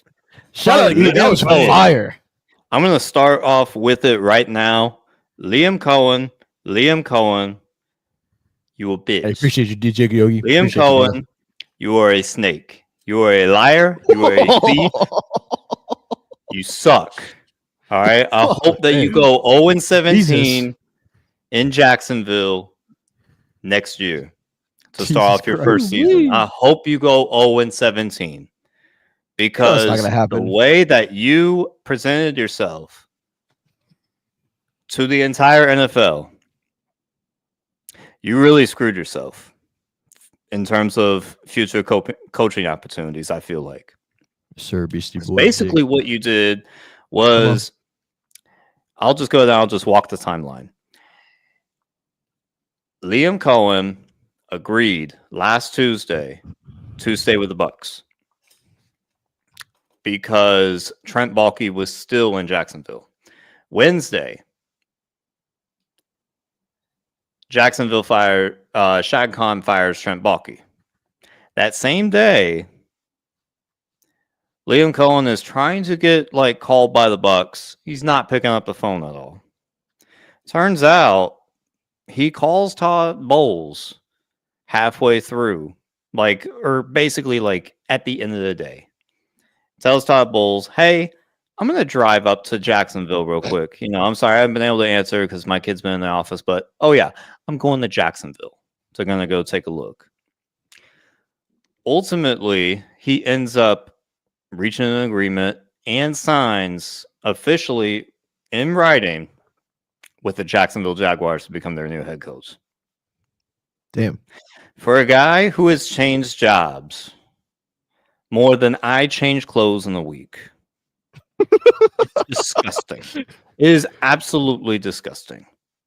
Are you sure, or is that what I'm saying is that he changes jobs literally every single year. Every single year. He has gone within the past 3-4 seasons. He's gone from the Rams to Kentucky, back to the Rams, back to Kentucky, to Tampa. Now he goes to Jacksonville.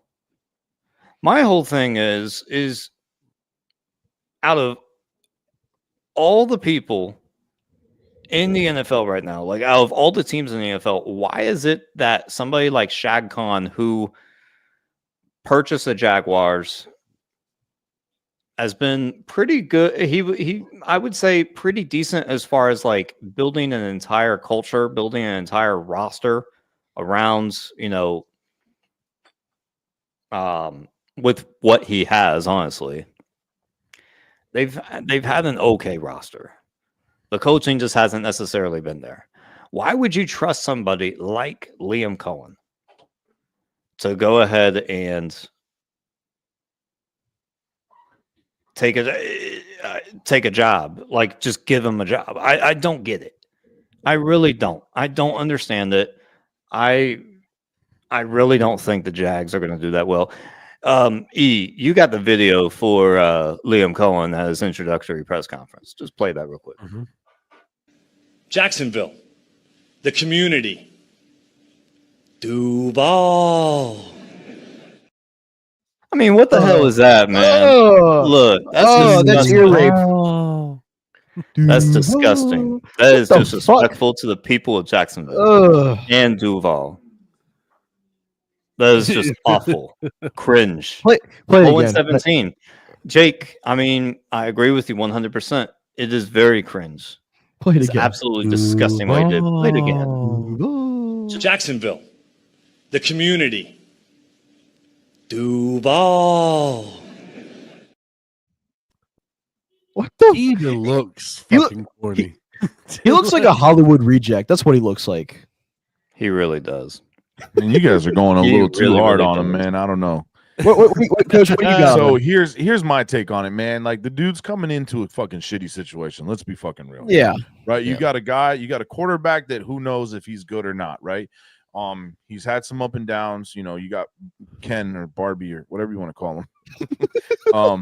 And I mean, he did really good with that offense. I mean, let's be real. Like that offense was putting up some fucking points when they had their players healthy. Dude knows how to call some shit. Was that corny and cringe? Abso-fucking-lutely. Duval. Nobody says that, man. It's Duval. You know what I'm saying? So, Jacksonville, the community, Duval. That'll live forever. But listen, you got to say that as a sound. You got to say that that's got to be like our Patrick Mahomes one. Yeah, that's. Oh, he said it. He said it. He said it. One more question for you. Uh-oh. What is your biggest turn on? Patrick Mahomes. Have you been reading my Twitter? I think. Never gets old. Oh but my God, never gets old. Nevertheless, man, I don't hate the hire. Obviously, man, get your they money. Needed somebody. Get your money, get your bread, dude. He did pretty decent with that offense, especially with who they had. And I get it, they did have really good players like Baker Mayfield. I mean, I think it's probably the best we've seen Baker Mayfield play. Yeah. He did really good this year, and especially coming from a pretty terrible organization like the Browns. Like, you know what I'm saying? Getting this second breath of wind and doing his thing, and then but he also had a really amazing talent to throw the ball to with Mike Evans and Godwin. Well, Godwin, there it is. Yeah, sorry. For a little bit. But he did get hurt, you know what I'm saying? And he kind of went through a little bit of a stint of not having guys to throw to. Oh man. But yeah, I don't hate the hire. I mean, I really don't hate the hire, but the whole thing is that if you come, he doesn't like the way it's set up. He doesn't like the way come to an agreement with another team, you need to either my whole thing is you need to tell the truth about the situation. Let them know, like, hey, if that GM goes, I'm just not gonna sign. He should have just told the truth. That's his leverage, He though. told it. But that's his Doesn't leverage, matter. though. He needs to. You gotta tell the truth. You gotta be truthful. You gotta be truthful to the front office of the Bucks because you already made a verbal agreement. No, man. Well, he could have said what he could have done. That's business. You gotta have. Listen, I understand it's business. You gotta have your best interests, and you gotta know. You got to have your best interest. You got to play both sides of that field. And I get it. You as a Bucks fan, I completely understand why you're upset. But he's got to be able to be like, hey, if y'all do this for me, I'll come over there. And then at the same time, he's going over to the Bucks and he's like, hey, I'm willing to stay if y'all do this for me. Whatever the pot is sweeter, I'm taking it, baby. You know, he didn't do that. I agree. I agree with that. I agree, Coach, with with handling it like that. But the whole thing is that he didn't handle the situation like that. He literally just came back with a full agreement with the Bucks. Now, did he sign that agreement? He did not sign the agreement. But the whole thing is he led them on. He refused to take their phone calls. And then he goes to tell Coach Todd Bowles, oh, my kid was sick. Oh, by the way, I'm also heading up to Jacksonville. That's just dirty. That's just wrong. If I wouldn't do business with anybody like that. Can I be the devil's advocate? I'm kind of going with Coach on the devil's advocate. Does that front organization do they sit there and think about his best interest when something happens and they're like, fuck you, you're fired? They don't give him no warning. They pull him in that office and he doesn't know what the fuck he's going to the office for. Out of nowhere, but we're going to let you go. They don't care about him. They don't care about him. They care about winning. They care about their organization. He has to sit there and think about what's best for me, my family, and my pockets. My whole thing is, I think from a fan standpoint, I get the frustration, but from a him standpoint, it's about him. Yeah, man. You know what I mean? I understand the him standpoint, but my whole thing is that you're putting yourself at risk for future head coaching opportunities if this does not work out in Jacksonville. Because I don't know if it puts him at risk because look how well he did. Look, let me pull up. Let me pull this up real quick here. So while he's pulling that up, my thing is like I don't think it puts you at risk, right? Because at the end of the day, what do any organization want? A winning team. At the end, winning team. They want a winning team program. No. Let's look. Hold on. A winning program, right? Mm-hmm. The ability to sell yourself and have a winning program. For him to say it was his kid that was sick, yeah, I guess it's a little bit fucked up, whatever. But it is what it is. Let's not lie. We've all used some pretty shitty excuses to get out of things, right? I mean, I know I have, not as of recent, but I've done it in my past. Like we've all said, like we've used some shitty excuses. The truth just a little bit. Yeah, just stretch it a little bit. And my thing is he played that very well. He played it to where if the deal fell through, he doesn't look like he was doing anything behind anybody's back. But if the deal came to fruition, then yeah, whatever. But at the end of the day, man, he's the head coach of the Jaguars. All right. Are you guys able to see this right here? This is I can add it. Hold on. Yeah, there you go. I can add it in real quick. So taking a look right now, back in 2010, Liam Cohen became the quarterback's coach at Brown. And then a year later, went to Rhode Island as their passing game coordinator. And then back to Brown to be their quarterback's coach. And then to UMass for a couple seasons to go be their passing game coordinator. Then to Maine to be their offensive coordinator. Then went to the Rams for his first stint to go be their wide receivers coach. Then in 2020 became their quarterback's coach. Then went to Kentucky to be their offensive coordinator. Then went back to the Rams to be their offensive coordinator. Then went to Kentucky to go back to being their offensive coordinator. Then went to the Bucks to be their offensive coordinator. Then just now became a head coach with the Jags. Now, I understand that it's about him.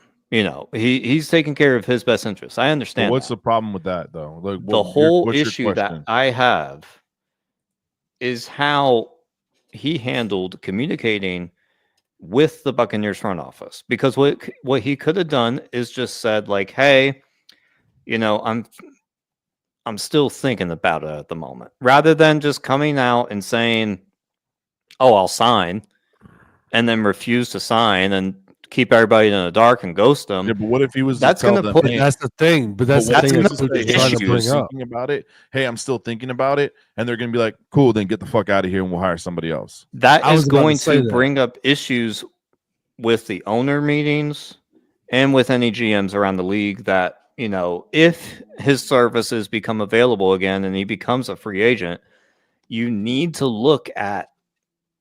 You had to look at his history of communication between other teams, and not just at the NFL level, but at the college level as well too. Just because he went to Kentucky twice, within honestly, it must not have had that much. No, you can't. He's a head coach. So can I tell you something though?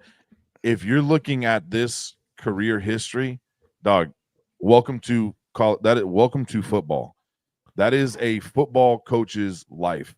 I have a really good guy. He was the head coach at Seabreeze High School. He's the one that helped me kind of get my foot in the door in high school here in Florida, right? His name's Pat Brown. If you were to look up his history, he went from one college to another college. He's been to, like, at least in the last 5 years, he's been to 6 different colleges. It doesn't necessarily mean that he's doing bad things, but all of those moves are just chess moves because it's a better opportunity.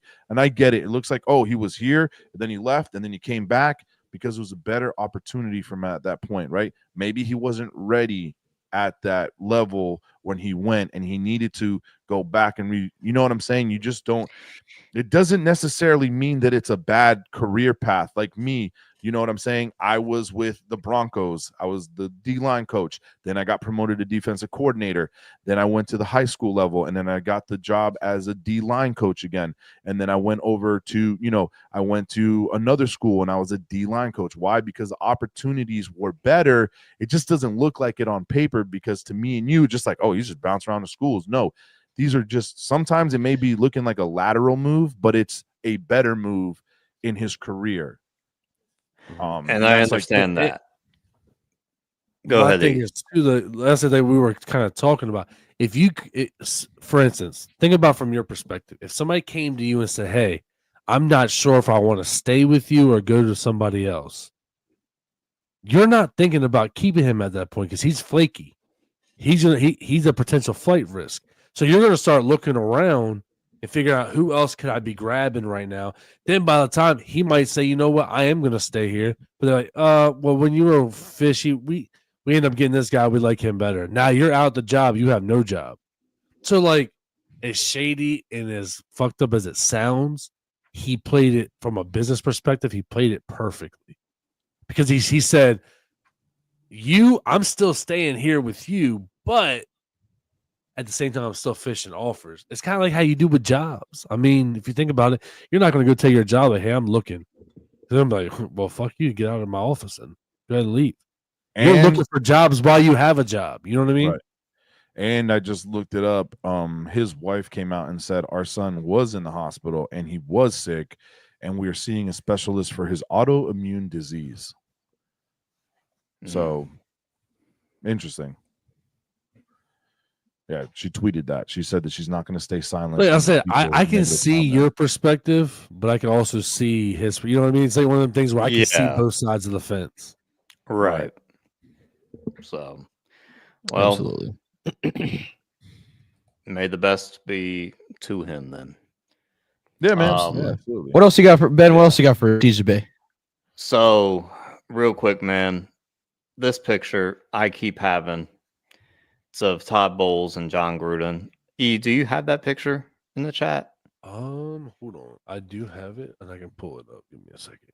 Yeah, because I just want to just mention real quick. Hey, while he's getting that pulled up, for all y'all spending your Tuesday evening with us, we appreciate you guys hanging out. This is No Rules, Just Sport, your favorite unfiltered, uncensored, unbiased sports podcast. Make sure you're hitting that like button. Make sure you're following all of our pages. Tonight we're going, as usual, we're live on YouTube, TikTok, or YouTube, Twitch, and Facebook. We're working on getting TikTok live going here. Here we go. But nonetheless, we appreciate you guys spend the evening with us. Make sure you interact with us. It doesn't take just us four to make the page possible. See all y'all in the community. So we appreciate you guys. We're live pretty much every Tuesday, 7 p.m. Eastern time. And yeah. All right, E, what you got? You're talking about, would you say, which one? It was the John Gruden and Todd Bowles picture. So Todd Bowles and John Gruden, they're at my alma mater, Jesuit High School, and they're right down the street from One Buck Place and Raymond James Stadium. Literally within like about a mile and a half at most to the stadium. My whole thing is John Gruden, he's currently working for Barstool. Which is definitely it's definitely unique to see. It is unique just because Gruden has been in the media landscape for the past 15 plus years, ever since he got let go by the Bucks back in 2008. So I really do think now there's an opportunity for him to come back into the NFL in a coaching role. I think he would be perfect as an offensive coordinator, personally. The way that he connects with players, the way that he can energize the locker room, the way that he can motivate these players to just make plays that they need in order to score points. I think it would be fantastic if he had Baker Mayfield, like if you team up with Baker Mayfield and Mike Evans, and if you're able to get Chris Godwin back into the fold for next year and sign him out of free agency and don't let him walk, I think they'll be scary if you get the right offensive coordinator. Because, again, this is going to be – I'm pretty sure this is Baker's 6th or 7th offensive coordinator that he's going to be working with during his time in the NFL. I'm going to just verify real quick. But Sean, I really, did see that was incredible. Yeah. Yeah, the videos are absolutely nasty, Sean. I mean, if you just take a moment to just watch some of the videos that he has from the FFCA, the fired football coaches association, they are absolutely nasty. Like, this dude breaks down every single thing, tries to teach them, just simple concepts, simple routes, whatever it is that whoever it is, even it could be somebody that's on the D line, it could be somebody that's a quarterback, it could be somebody that's a receiver, it could be a running back. I mean, he's teaching other coaches right now. It's absolutely incredible. This guy needs a job in the NFL. Jason Light, if you're watching right now, take a look, make the call. Make the call. Todd Bowles, make the call. Get him in One Buck. Let's get Chucky back home. Let's have the Glazers have a little sit down with him some way that they can just wrap everything up from 17 years ago. Some way that we can get back and make sure that we are going to be winning for a long time. Well said, bro. Well said. I like that. That's all I got for Cecil Bay, by the way. All right. I was going to talk about the Rays. Rays. Y'all. I'm eating something, man. I haven't eaten like all day, so I'm just eating some chips. I'm sandwich. Oh, you're good. I was going to talk about the Rays. I'm not going to talk about them tonight just because there's a whole scenario that is coming around. But I will mention this. The city of St. Petersburg is not going to promise the Rays that the Tropicana field is not going to be done. Yeah, I saw that. By the start of 2026. Basically, the ball is in the court of Stu. What do you want to do? Do you want to continue with this deal, or do you want to back out of this deal and just have it all break apart? And we'll just start at square one again. My whole thing is that city of St. Petersburg, you're the ones that screwed yourselves by lowering the insurance policy before last year's hurricane season, which ultimately led to this eventual mess with Tropicana Field not being ready. What a crazy ass coincidence, though. You know what I'm saying? They lower the insurance rate and the roof gets ripped up. Gets ripped apart. Now it's almost like it's almost just like a screw of events, dude. You know what I'm saying? Like, how the fuck? What the hell? It's absolutely disgusting. I don't think if I'm Stu right now, I'd start looking for additional investment. I would start selling shares or selling equity in the team to somebody that has the cash that's ready to go. I would become, if you're not ready to fully let go of the organization and you just want to be a minority owner, that's fine. We've had a great, we've had for the past 17 years, we've played pretty good as far as like being a Moneyball team. But I'm tired of us being a Moneyball team. We gotta get some money. Some has to change. Something has to change. We gotta get somebody in there with some money. Moneyball because it's not necessarily Moneyball 2 at this point. It's gonna be like we need some heavy hitters to come in. We need some dudes with some money to come in, take over. And don't get me wrong, it's like your players are not the issue. It's really just a front office issue that you guys are battling right now. It is. I mean, and it's not even really a front office issue as far as like on the field. It's just off the field issue with this whole insurance policy. Yeah.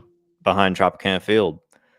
I mean, and don't get me wrong. I mean, it's a tall order. It can get it, but they can get it done. They have a whole year. And the problem is the city of St. Petersburg doesn't want to I don't want to fund commit to it. They already agreed to the funding. Oh, they just don't want to commit. They just don't want to commit. Well, and the other thing too is the longer they wait, the more the more they're going to have to repair the inside of the stadium because I mean it's wide open right now. It's not made for the inside. It's not made to be exposed. The skeleton is absolutely creepy. I don't think that has. I don't. Obviously, it's supposed to be enclosed. Like I get what you're saying, but I don't really see like that being that much of a factor that it's out in the open. Oh, yeah, you know what I'm saying? You know, I'm sure it should be okay, but I do agree. Like, the problem is it won't be okay, and it's a lot of money just sitting there. Yeah. Right. Yeah. Yeah. It is. It is. The problem is they can't play without a roof at the Trop because there's no drainage that's built into the stadium. It was built specifically to be an indoor stadium. It's all turf inside. They don't have any waterproofing on the electronics. They don't have any sort of drainage that would allow for water to flow through the stadium and out. Because basically, wouldn't it be cheaper for them to do that than rebuild a whole stadium? That's what I'm wouldn't saying. it, like to renovate it and make it to where it could do that? You know, I mean, the whole thing is with that skeleton, you would not be able to remove it. The problem is the skeleton holds up the stadium. So because you have that skeleton for the roof that basically supports the roof, it also supports the walls of the stadium as well. So it's a massive problem at the moment. I mean, yeah, Sean, it's a huge problem. It's rough. It's not easy right now. So I'm just going to let that develop a little bit more. Ball's in Stu's court at the moment as far as what he wants to do, just because the city is asking him, like, what do you want to do? But really, I feel like the city should just honor their commitment that they already agreed to fund part of the new stadium and just spend the money to just get the Trop repaired, get it done. You're going to allow an entire area and basically half of downtown is built around Tropicana Field at the moment. Yeah. Oh, yeah. It's absolutely incredible. There are so many places like Matt, you've seen it. You've been there for a few games. Fergs. It's an absolute great time out there. You've been to Fergs. I mean, there's a bunch of restaurants and bars. All revolved around the Trop. It's literally right by the Trop. And if you get rid of that, you know, those businesses are going to suffer, especially during the summer months. If y'all had a baseball field that you can go visit that you've never visited, what would it be? So that's a tough question. So a little background behind me. I visited 23 of the 30. Okay, so God damn, son. I know my dad. So my dad and I are right. My dad and I are trying to visit all 30. So we both have 23, but we have a different 23. So who's out of the top ones? Which one's your favorite one? Which ones have you visited? So for you, for me, so all the ones I've visited, I gotta pull up a list here. I'll bounce to you. You can think. I'll bounce to you. Yeah, come back to me. Come back to me. If you had to go one field, which one would it be?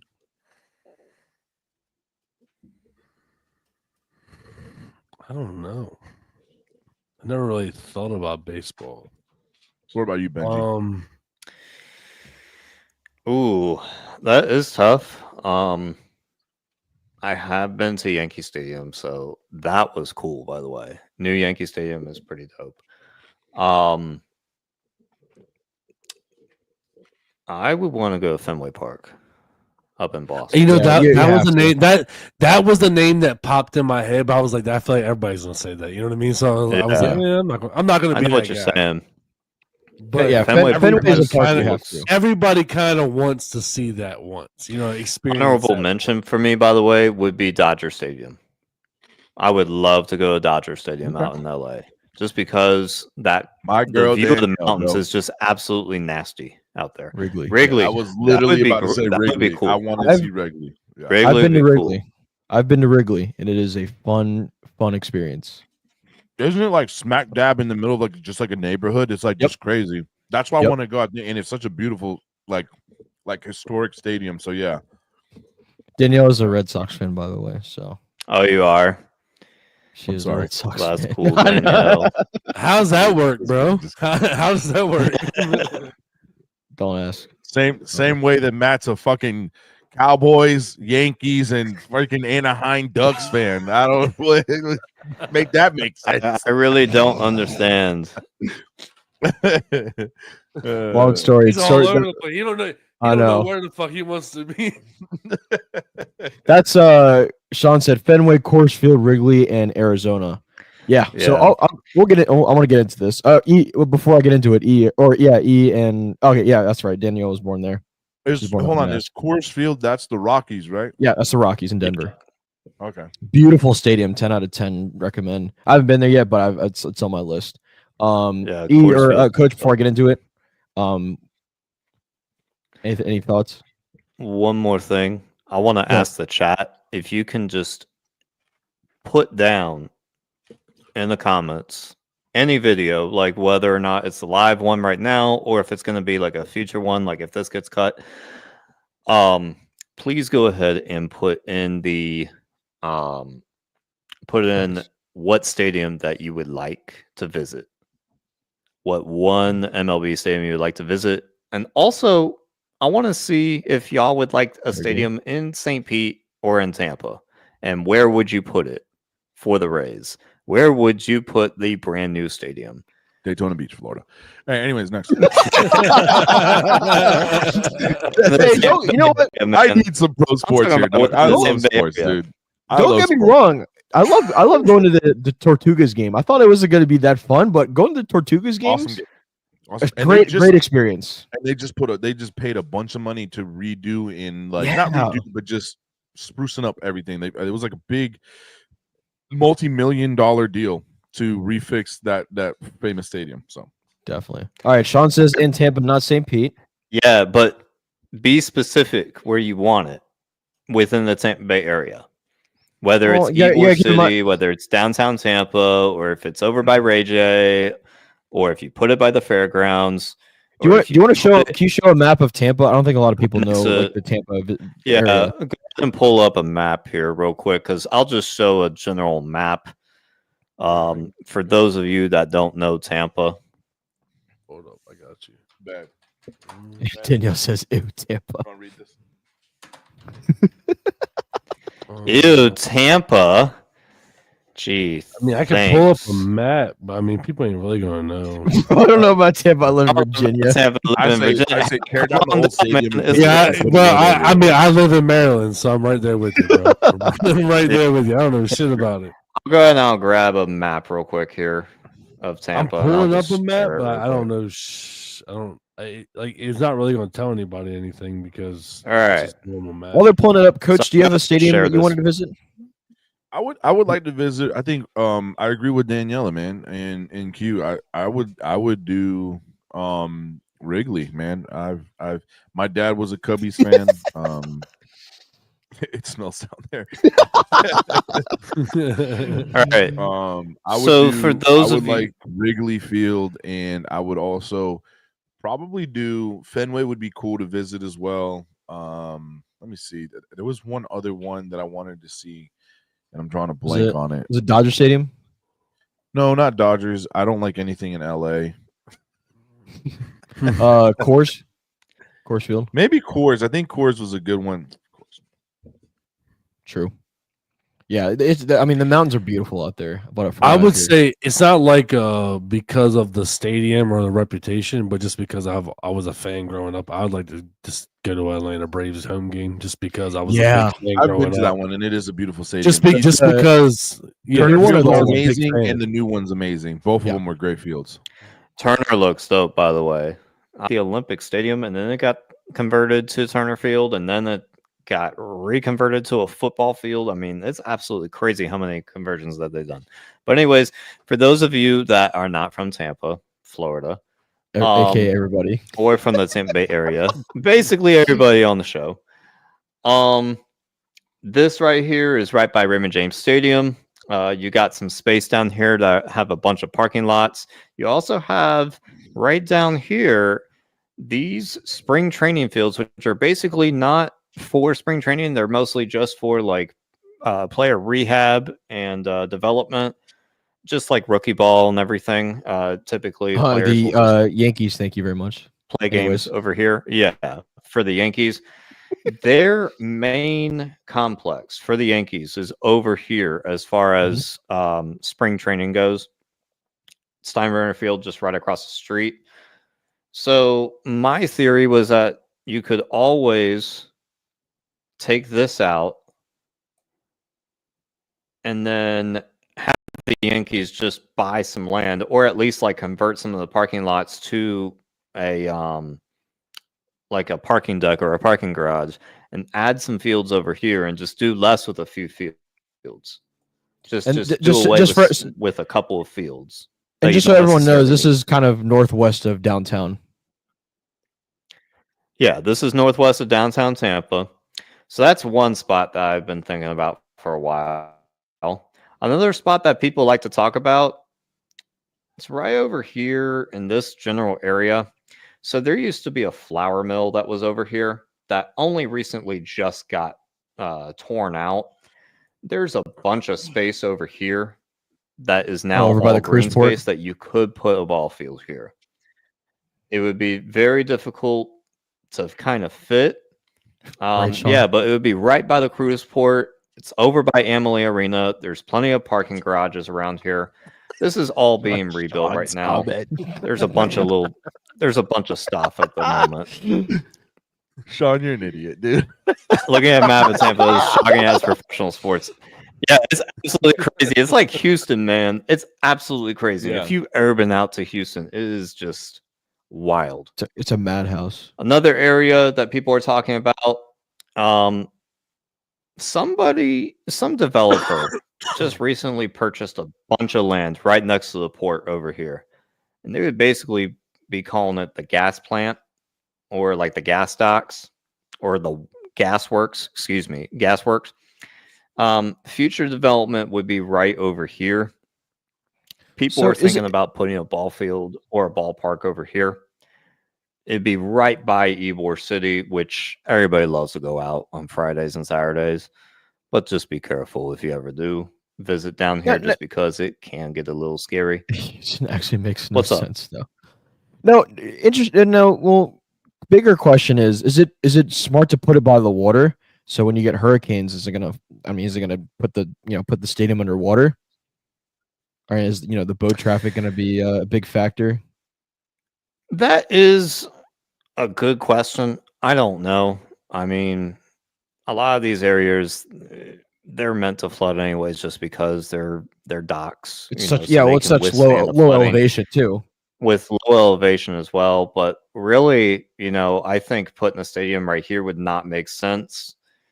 putting a stadium right here as well, like in this general area. Yeah, in the area of Emily, because it's doesn't developed. make sense either. You think because you it's fully developed right now? Oh, I don't think it's a good idea right here necessarily. Even though that the flour mill's gone and there's nothing to get in the way at this point. I just think that this will just all be residential, just because they're all already over here anyways. I don't think that you could fit a stadium right there. Well, and you're going to be really, fighting the cruise traffic anyways. For it you're going to be fighting the cruise traffic. Is probably over here. Yeah, you'll be fighting cruise traffic, and it's nonstop Monday through Friday. Really, I think the best spot would be over here, or we can go all the way out. I'm trying to follow I-4 right here. Over here by the fairgrounds, they have plenty of land. Oh, and when I mean plenty of land, they could put. Well, you got Hard Rock wherever they wanted at the fairgrounds. You could fit one right here. You've got an amphitheater. You got the Hard Rock that's right there. You're at the I-4, just south of the I-75 interchange. Ooh, so you're not gonna like what Sean I-75 said. is literally right here. It's literally within two. Take the Rays out of Tampa, put them either Orlando, Nola, or Raleigh. Man, Sean, stop it. Man, stop that. The MLB really wants to be here. They really want to make it work.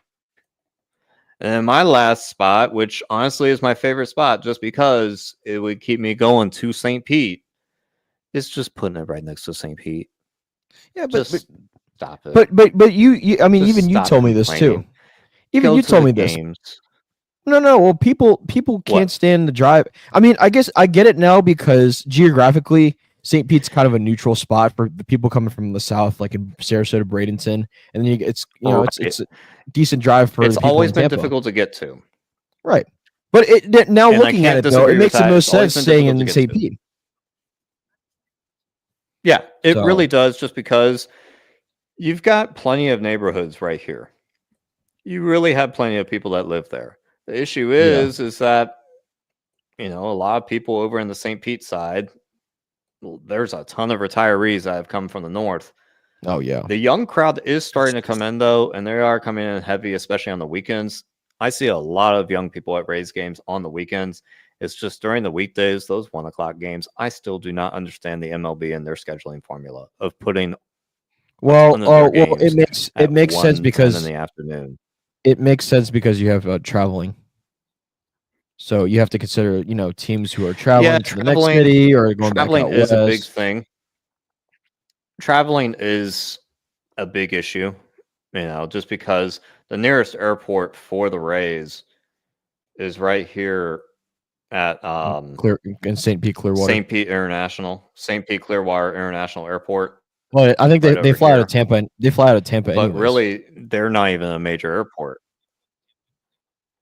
Most of them fly out of Tampa International Airport, just because the only airline that they have servicing is just looking Allegiant at this fucking headaches, bro. So it's difficult. It's too fucking populated, bro. I like living in the sticks, bro. I can't do so much, man. There's so many I'm fucking telling you, houses. Try driving on the street. Try driving down there, bro. Fuck that. I don't want to. That's the thing.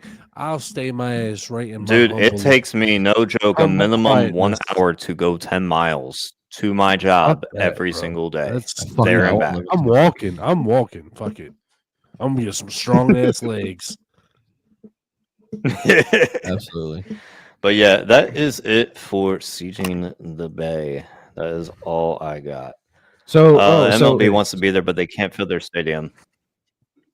We'll see. He's coming in hot, bro. Just build a new ballpark that actually works, and we'll see. Just make. So it we got nice. So we got kind of sidetracked. So we got to get sidetracked. So E wants to visit the Truist Park. Ben, you said Coors? Or, you said Fenway. Dodger Stadium. Fenway and Dodger Stadium. Fenway right? or Dodgers? Yeah. Coach said also what did you say, Truist? Or no, you said Fenway and Wrigley. Sucks so bad. Yeah, that's true. Nah, fuck that. I don't even like traveling to DC. I don't even like traveling to Baltimore, bro. Oh God! Just the traffic is just so. Now, granted, when you catch it at the right time, it's not terrible. I've been both of those places a million times. I used to do a lot of like music and shit in Baltimore. Right. I used to drive in the Beltway. In the quiet. I live in the quiet, the country. Oh, you live what? Cambridge, right? It's great. Cambridge area. It's outside of Cambridge, yeah. So I mean, yeah, it's just quiet. You're basically on the way to Ocean City. So yeah, but yeah. I'm about an hour and 10 minutes from Ocean City. But yeah, I used to do that. When I worked at BWI, I would make the drive from outside of DC on the Virginia side. Drive around the Beltway and up 95 every day, and that was it was brutal. It sucks, man. Yeah, traffic just sucks, man. DC, I will say, DC traffic sucks more than Florida traffic. If y'all just move to Florida, just move to Florida. I mean, I'm down. I'm down because I'm tired of the cold. I'm tired of the cold. Don't. You know what? Don't come to Tampa. We are. That's fine. I'm not going to Tampa. I just saw your map. I ain't going nowhere near Tampa, bro. We just explored your whole city. I'm not going there. I've already seen it. I've already been there. I'm showing spots where the Trop could go. Or where nowhere. Could go. Nowhere. Yeah. Nowhere. Look at Daytona. You see lots and lots and lots of yardage. Come on over. Oh man, DC. Yeah, Sean's right. DC traffic is ass. I start here in Virginia. Yeah, Sean, you're right. Way to back me up. Anyway, we keep getting sidetracked. So, he said Truist Park. Benji said Fenway and Wrigley. Same with Coach. So going down the list, I guess it'll probably just make more sense to say what parks I haven't been to. I've been to 23 out of 30. Well, no, which one? Just let us know which one. If you could go back, or if there's one that you really want to go to. If you can go back to one outside of your bias, Yankee Stadium. Oh, okay, I used to go to Yankee Stadium every year. My dad and I would just go. Right. So obviously that one's on the top. The one I would go back to, and you're gonna be shocked by this, is Dodger Stadium. Interesting. Okay. As much as I despise the Dodgers right now, that is just Dodger Stadium is beautiful. It is like it's just so hard to describe how like it's every baseball lover's like dream. Now I know if Wrigley and Fenway have been there longer. They've been there, for almost 100 years now. But just the feeling of Dodger Stadium, you just feel like, everyone loves baseball there, and it's just an exciting environment overall. So the first time I went to Dodger Stadium was just amazing. I went to see 2 games there. I saw the Yankees play, and I actually I saw the Yankees win both games. This was back in 2023, so it was just an awesome experience out there. Hard disagree, man. Now, one park I actually would like to see that I haven't been to yet is Seattle. T-Mobile Park in Seattle. I've heard so many great things and great reviews out there. And I've heard the city of Seattle is just a great vibe, and that's been definitely on the top of my list. I'm going to try to visit it this summer. So stay tuned for that. But yeah, I would say that, or even Colorado, or the Colorado Rockies as well. What are y'all doing in the chat? Jacksonville, the community, Duval.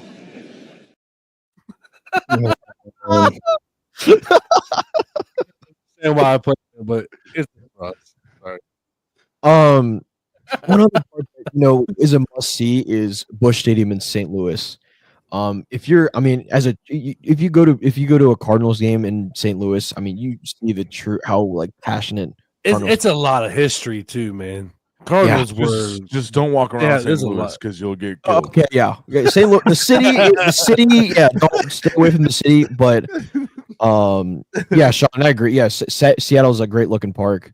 It's on my list, but yeah, Busch Stadium. Yeah, the history of the Cardinals, and just the environment at Busch Stadium is it's indescribable. It's amazing. So the question is, since you guys kind of go to a new park every year, What's your list next year? Have you all decided? The next one? What's the next park up? What's the next park or the next park you want to go to? We're trying to figure out. So, like I said, I want to try to do Seattle this summer. I would take a day trip because we have flights to. Have you done Orlando Wrigley? to Seattle.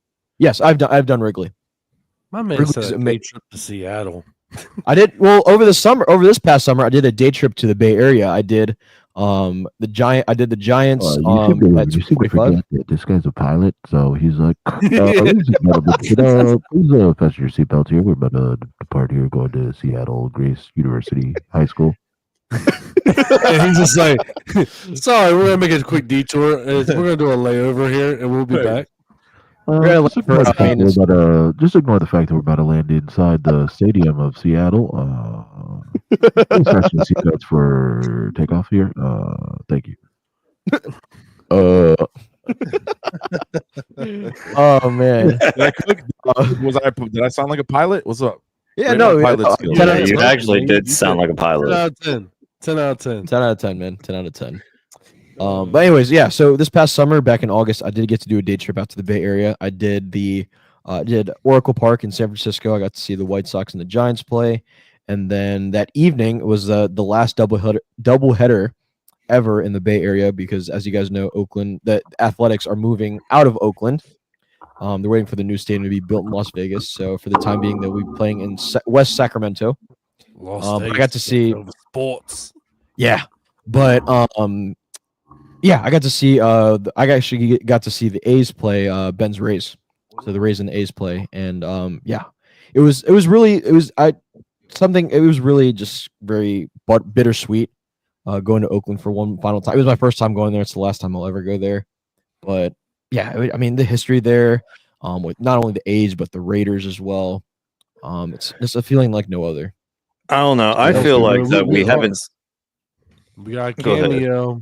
Hold on, got a cameo. Rated, bussin', or disgusting. Oh, Oakland? No, he just ate some food. Yeah, we're having a cameo. Come on, man. Show action. Oh gosh. Let's say it real quiet because if not, she's gonna kick my ass. That was not that good.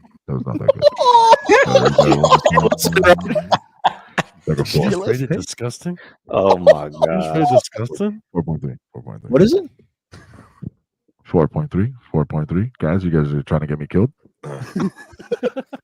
We talking about 4.3 out of 10? 4.3 out of 10. So that is a disgusting. Ooh. Oh boy. That's crazy. Sorry, we had a little cameo. Shout out to I Know You Know. If you know, you know. I'm not a fan of pierogies.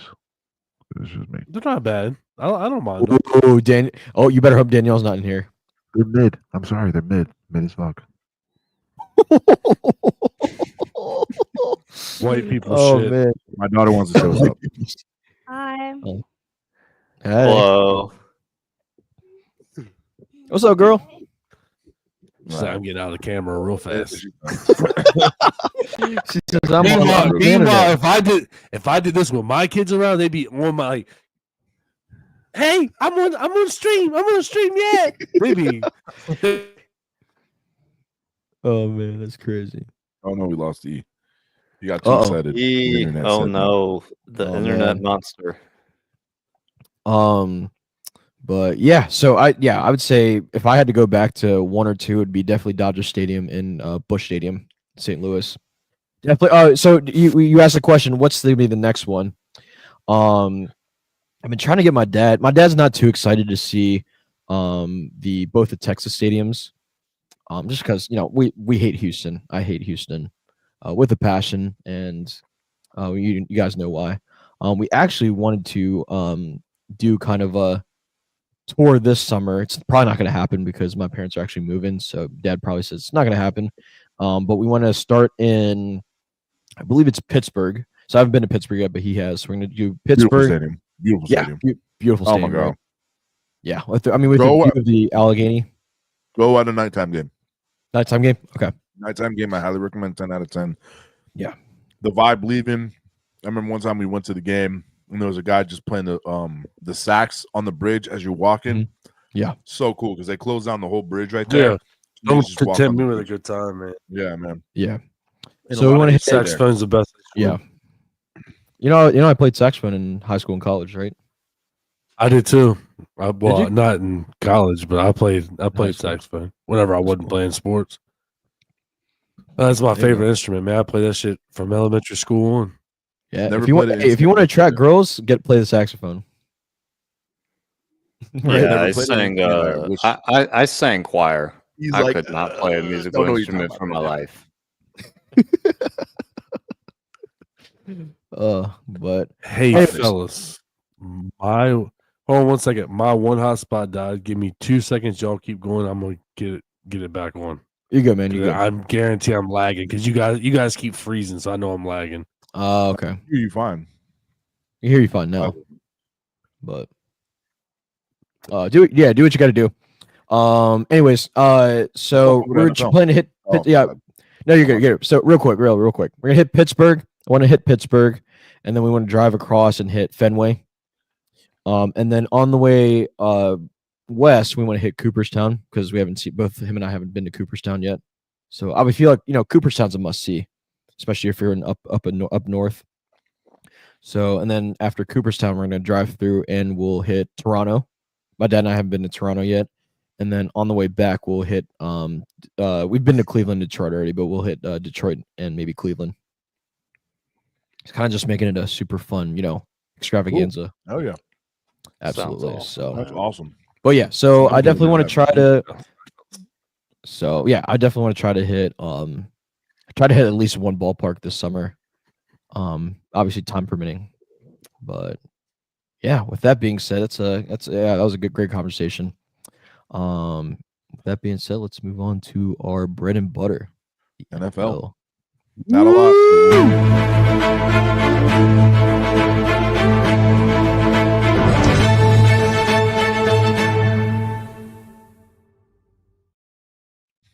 All right, the Gridiron Chronicles. By the way, if you're spending your Tuesday evening with us, we appreciate you guys hanging out in the chat. We appreciate all of y'all interacting with us as well. We love the interaction. It's what keeps us going here at No Rules, Just Sports, your favorite unfiltered, uncensored, and unbiased podcast. Make sure you're hitting that like button. Make sure you're following all of our social media pages.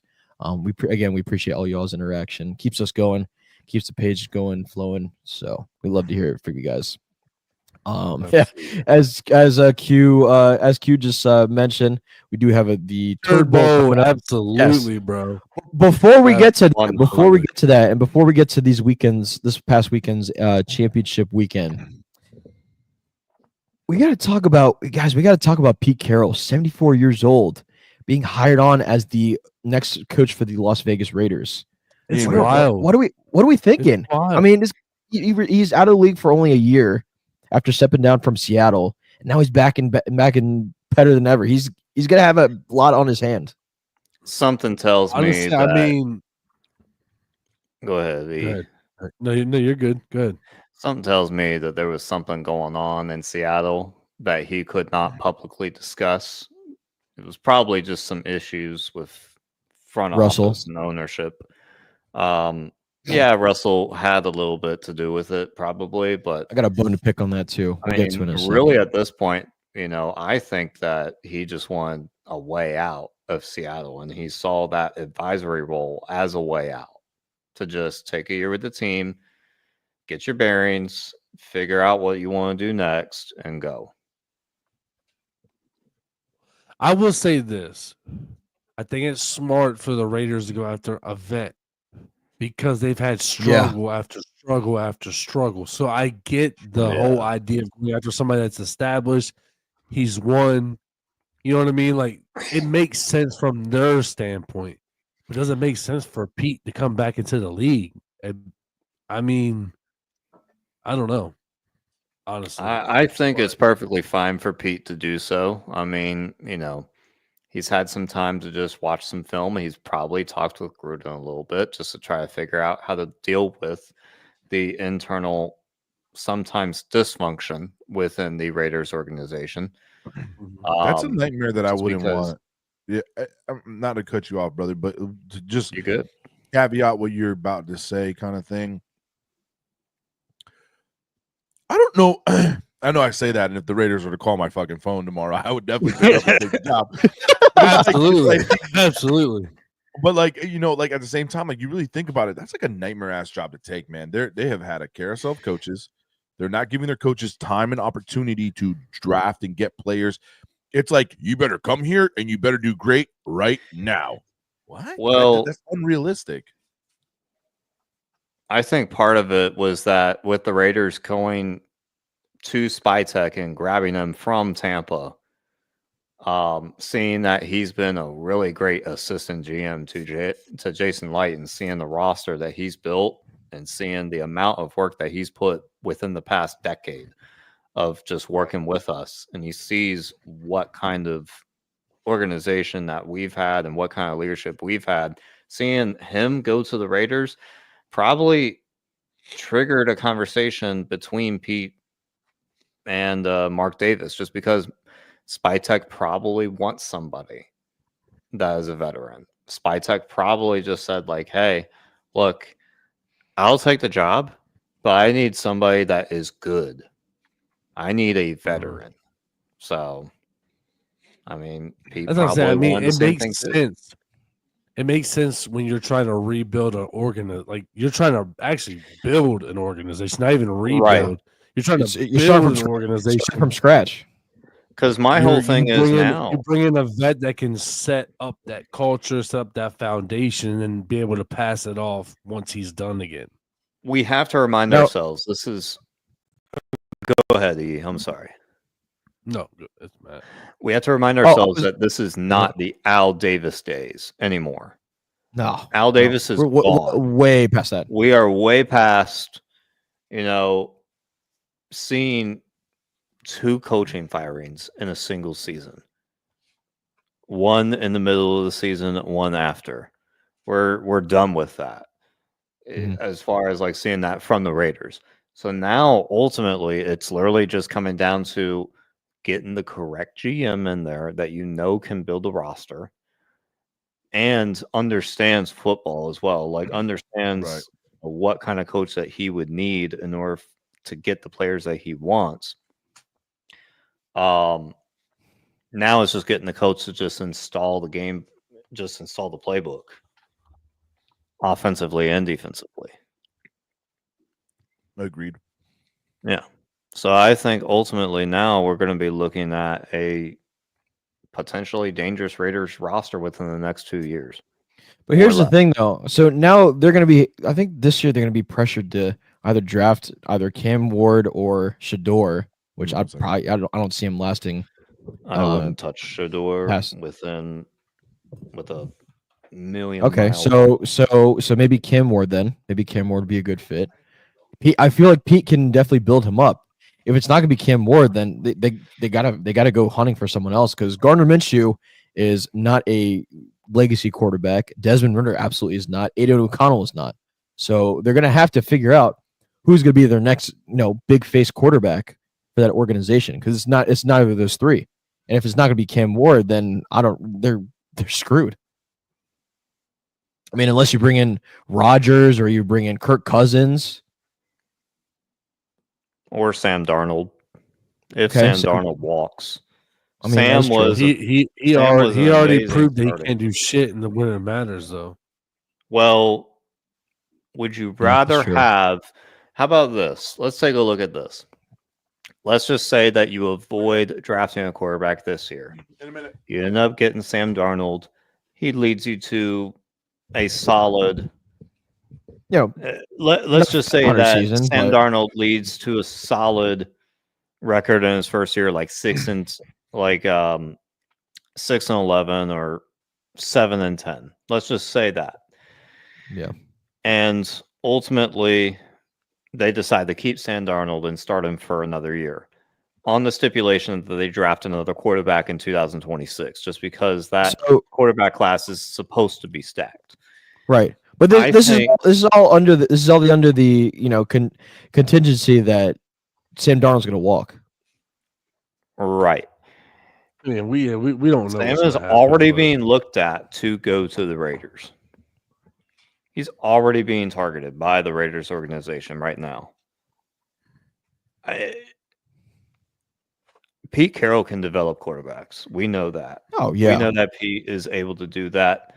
He's able to craft up great offensive schemes. Now, ultimately, my thing is, it's not going to be Aiden O'Connell. It's not going to be Desmond Ridder, and it's not going to be Gardner Minshew. It's too late for Gardner Minshew. It's way too late. Yeah, and Gardner's time is up. My thing with Sam is that if he's willing to stay and fight for a spot and not be paid crazy, Vikings will keep him. But if he wants the payday, he wants to be a guaranteed starter, I don't see us keeping him because of what he did do. He did great until the time he needed to be great. And that's the thing. We haven't needed help doing decent in the regular season. We've needed help in the playoffs. I don't see us saying, like, this is definitely your spot. Yes, he was great. Yes, he did good all season long. He's still going to have to fight for that spot. It just depends on the mindset that Sam's going to have. Now, will Sam be like, you know what? Out of all the teams, they are the ones that gave me my shot. I'm going to stay loyal. Great. It's just going to be. It's going to depend solely on how Sam wants his next year to be. Well, yeah, you got to remember too that the Vikings also have Daniel Jones. No, come on, bro. Really? Okay. Now, all right. No, I do have kind of a dark horse as well. He just really threw that out there like it really matters, bro. Hey. Flag. Oh, man. Yeah. I really do have a dark horse that could probably come out. What's that? Russell Wilson with the Steelers. If he ends up walking, he's supposed to be a free agent. If he ends up walking, and if Pete Carroll ends up wanting to have a conversation with Russell, and Spytek comes in and listens in on that conversation, he likes what he hears, I wouldn't be surprised if Russell and Pete reunite, tried to team back up together in Las Vegas. Just to try to I think I don't hate that. He's That's not 36. a bad thing. He's 36 years old. We have to remind ourselves he's not the same quarterback that came out when I was in college. But I think he can. I think that he can make them compete. I'm not saying they're going to win a bunch of games, but I agree. I think he could at least make the Raiders compete, and then that's just what you need to kind of just set up for the next year. At least show, hey, look, I can do this. Trust me. Come on through. Let's go. Let's make Vegas great. That's not bad. That's actually now I think about that, and it's an easy pull, man. Vegas is a place that a lot of people want to be. Right. Mm-hmm. Right. But yeah, so I mean, Russ could be a potential idea. Coach, what's Kirk's like contract details? Is he able to be traded, or is he locked in? Or screwed? Screwed with Kirk? No, I thought I saw a report where they got rid of him by a certain day that would help him out. It has to be like they have to do it like a wait first. It's a lot of money, but I don't think it would be the best way for them to save dead space. Yeah, I don't think he's gonna be the most expensive fucking backup. Then that's damn sure, because that's where that's all he's worth. I just want to kind of quickly talk about. Say that again. Hold on. I just want to hear that. I just want to talk about real quick the Ravens. Hold on. What happened? Hold on. I put my headphones on so I could hear this when you say E was right. I knew it was coming about Kirk. I said what? Oh, I didn't hear that. My bad. That was maybe. You know what, guys? I haven't drank enough water today, so I'm like a little delusional. I don't hear it. I see. Hold on. Oh, I think my headphones are malfunctioning. Hello, can y'all hear me? Can you...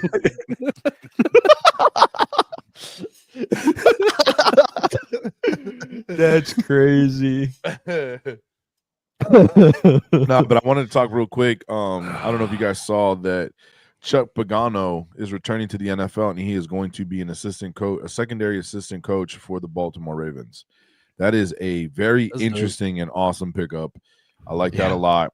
The man knows his defense. He has obviously a history of health issues and stuff that happened to him, and it sucks. But I think this is a nice little fit for us, man. This is a sweet little pickup. Helps us with our defense going into next year. So I thought that was really cool. You know, my last memory of him is him hitting the gritty. There's like a video of him like hitting the gritty. I Yeah, you remember that that? shit. Like in the Yeah. kitchen. He hits it like really good too. I'm remember just like And more news in our division also.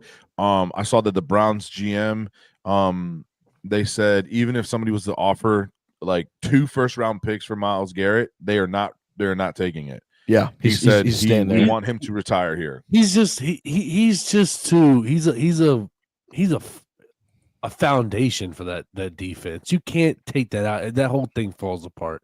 Right. I mean, it's kind of like He's you too can kind of think dominant of a player, man. you kind of think of like Micah Parsons too in Dallas. He's the beginning of a new chapter for the Cowboys defense. Myles Garrett sucks.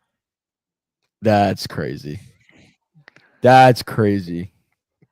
Myles Garrett out here beating the shit out of Mason Rudolph with his own helmet. You remember that shit? That man did. Yeah, I do remember that That was shit. absolutely crazy. That man was out of control. Hey, But that's energy. That's love, man. That's love, passion for the game. Sometimes that shit just speaks louder than your logic, man. I remember like playing games where like when it's heated, bro. Afraid to come over here. I see some people do some sketchy shit in the bottom of piles and stuff. It's just passion, man. Something about football brings out that dog in you, man. Mm-hmm. Especially in those like there's rivalry games, those like tough games. Let's talk about It's Dominican something too. different. And Dominican, yeah. He was just a dirty fucking player, He's a man. dirty dog, bro.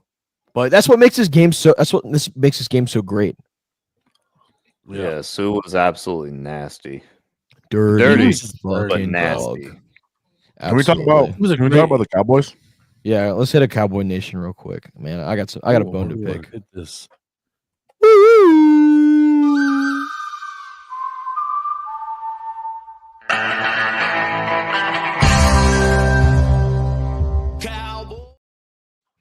Man, what the fuck is going on? What? What? It's a Cowboys Cowboys are are gay. gay? Get the Can you fuck outta repeat here. that? Say it for the lovely people again. No, what? I didn't say nothing. Hello. My headphones are broken. Say it again. Man, I do what have a the clip for you. I did Go get a ahead. clip. I have a Go ahead. at the end of your segment. I got a Cowboys clip for you. Okay. Yeah, there's a couple we got to show. First of all, what is going on with this coaching carousel, bro? You interview guys like Leslie. Yeah. Yeah, exactly. You interview Leslie Frazier, you interview Deion Sanders, you interview the list is like on and on. But you end up going with Brian Schottenheimer, your offensive coordinator. Are you kidding me? Like, you have all these great options. Even Pete Carroll was in the conversation. Like, come on. And you go with your offensive coordinator, first-year offensive coordinator.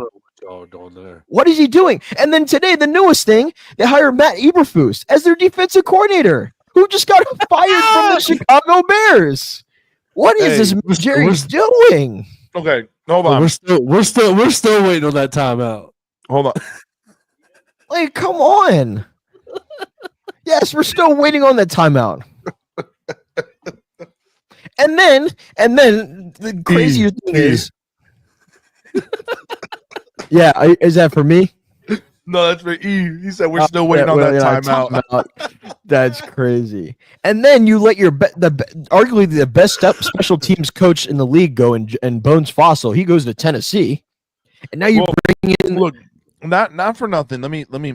I know Matt Eberflus has his bad record, but he wasn't that bad. He's a pretty good. He knows his defense. He's a great linebacker. I heard he's like one of the best linebackers coach. So that might be great for Micah. I mean, maybe they did it just because to keep him around. But yeah, just off the bat, you're just like, what the fuck is this man Jerry doing? Jerry's delusional. Let's hear this. So go ahead and show the video of Schottenheimer being introduced. I thought that was funny as fuck, by the way. Yeah. New Dallas Cowboys head coach Brian Schottenheimer.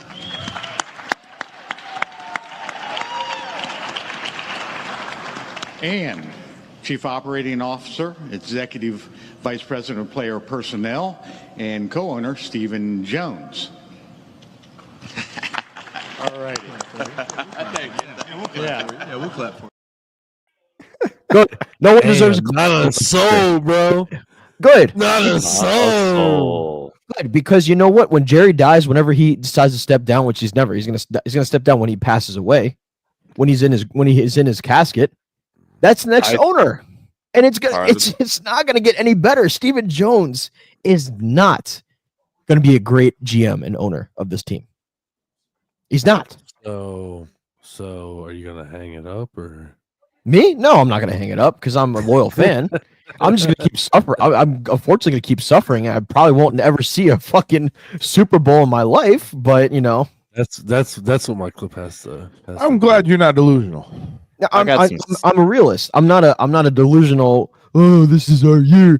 Hold on. Since we're talking about the Super Bowl, it's kind of what my clip has to do with. Jaden Daniels and Jalen Hurts were both born, grew up in life, went to college, became pro athletes, and still made the NFC Championship game before the Cowboys. That's great. Born, grew up in life, went to college, drafted, became pro athletes, and made the NFC Championship game. Oh my God. Before the Cowboys. And Hurts was in the Super Bowl. Oh my goodness gracious. That's great. Sorry, Matt. I mean, I love how the Cowboys just interview Leslie Frazier, Deion Sanders. Who else did they interview as well, Matt? Fuck, hold on. Who else did they? Had to him off. I mean, those were your top two options right there, and they go with their offensive coordinator that only got them 20.6 points per game in scoring, which puts them at 20th out of 32 teams. Robert Saleh. That's who I forgot. Robert Saleh. You could have had Robert Saleh. But you can't. Yeah, no, you can't. But anybody better than coach. him, bro. Anybody's more better than what they picked. You could have had Robert Saleh. And we all know. How could I forget about Kellen Moore? How could I forget about Kellen Moore? Kellen Moore knows that team. He knows that team, and he coaches what? You could have had Leslie Frazier, who has had experience with winning. I mean, all of them have had experience with winning. Deion Sanders. Deion Sanders was a dark horse. Deion Sanders was a dark horse as far as NFL, just because the NFL and college are just two different. He also came out. He came out straight up and said that he was happy where he was, and he didn't really think about wanting to move up to the NFL. Yeah, he did the same thing at Jackson State before he bolted to Colorado. So, kind of. Although, except he didn't have an agreement in hand either, so he didn't have to worry about that. He just was like, man. All right, but I would love to see one day him make it. I think he keeps doing what he's doing. Who, Deion? Looking at you, Liam. Yeah, building his legacy as far as coaching, and not don't rush into the NFL. Honestly, I could see it when they fire Brian Dable. I could see him going to New York. Whatever Dable's done up there in New York. But anyways, nonetheless, let's move on because my head's gonna explode here soon. Bad pickup, Brian Schottenheimer. Terrible hiring. You had all these other better candidates than your offensive coordinator. And they say it's because they want to keep Dak Prescott happy. Who cares? My question to you, Matt. My question to you: do you think he makes it through a full season? It's too early to tell. It's too. Ask me again in a couple months. It's too early to tell, and I haven't had time to let this marinate. I think the biggest thing for y'all is that y'all haven't made a splash in the offseason in so long. Y'all need a very productive offseason. Jerry doesn't want to fuck. All Jerry wants to do is always give his big stars money. He doesn't want to make he doesn't want to outsource. I say that is honestly every year the offseason is so dull for y'all. Like y'all need a very fucking explosive offseason to do something. Anything, bro. Anything. Because y'all have had the most quietest fucking mouse volume off seasons for the last 3 years. Like nothing. It's crazy. Everybody else it's really throwing frustrating. out nuclear bombs, and you're all like, "We're good." No, you're not right now. No, we're not. And I mean, after watching this week, and we're gonna get into it now, watching the Commanders and Eagles, I can see the Cowboys easily finishing third place for several years to come. After watching these two teams play this weekend, it sucks. And I'm being a pessimist, but like that's just who I am. I'm a realist. Tough division. You're gonna have a tough division for. We are. I totally agree. What I will say is, Matt, is that there is light at the end of the tunnel, but not necessarily like we don't know how far away that light is. I'm going to just go over the last 5 seasons where Brian Schottenheimer was an offensive coordinator.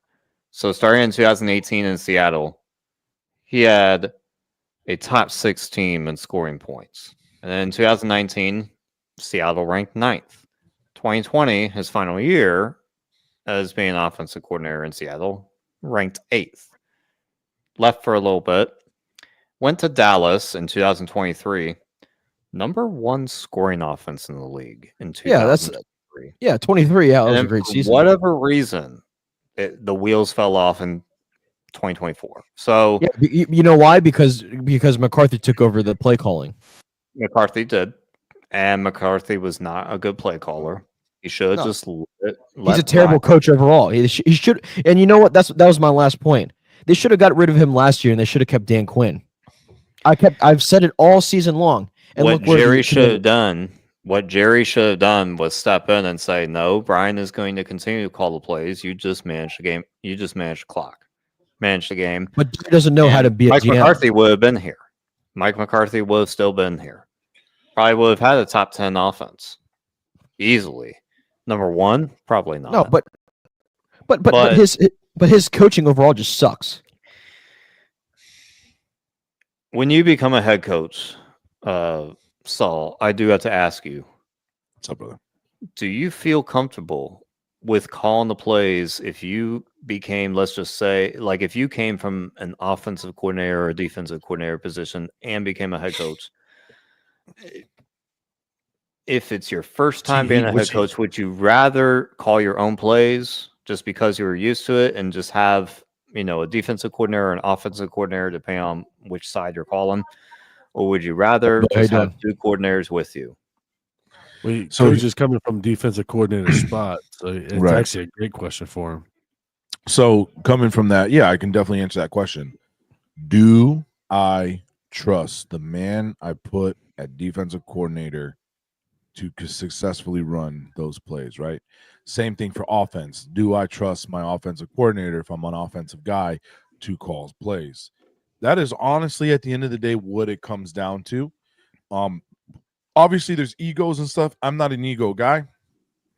I've already told my DC and my OC, I trust y'all.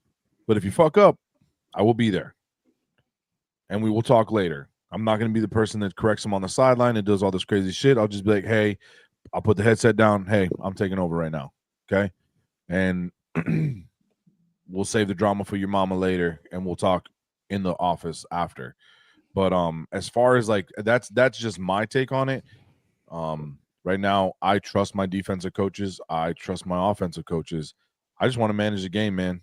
That's all I want to do. I want to sit there, manage the game, manage the time, manage the play clock, make sure our players are doing right, get in the referee's ears when need be, and that's it. And then just let my coaches do their thing. I trusted them.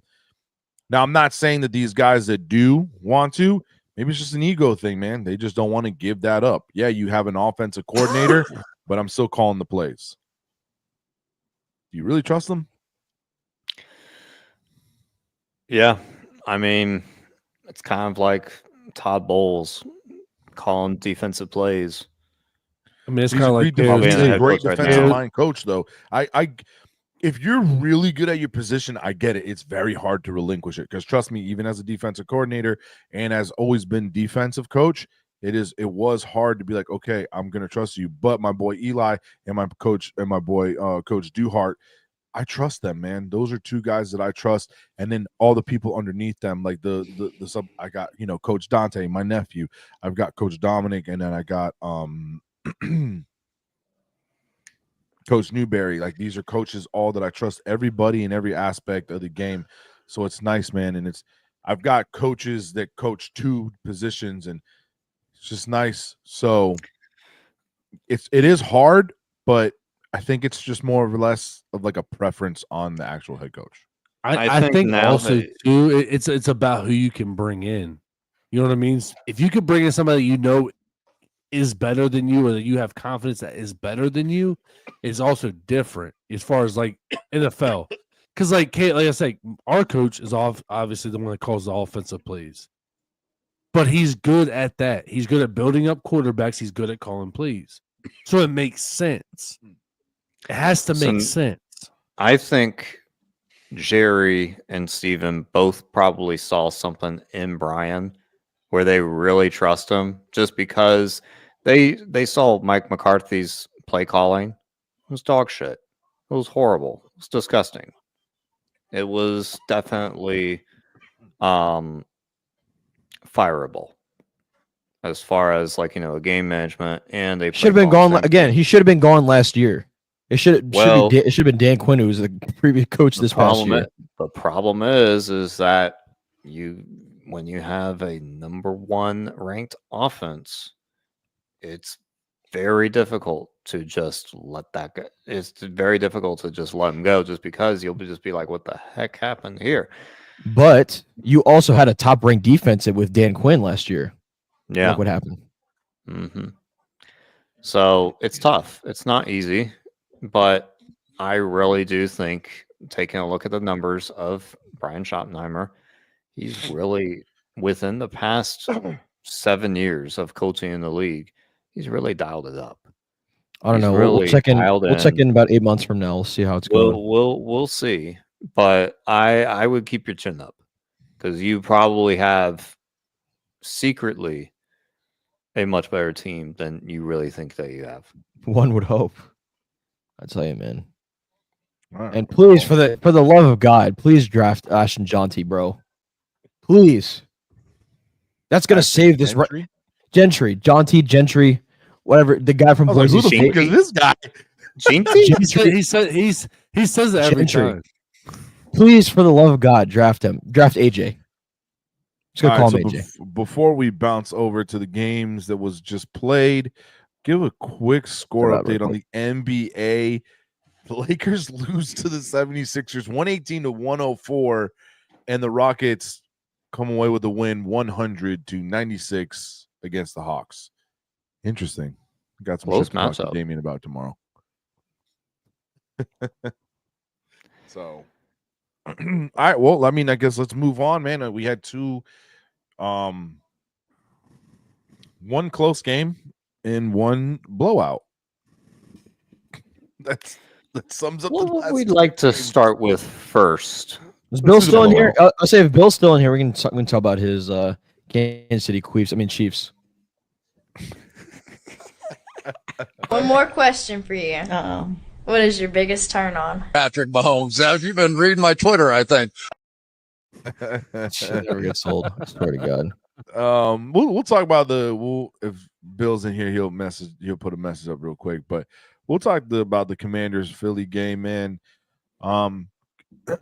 Commanders looked like they were standing in mud. Did not look like the team of last week or the week prior, should I say.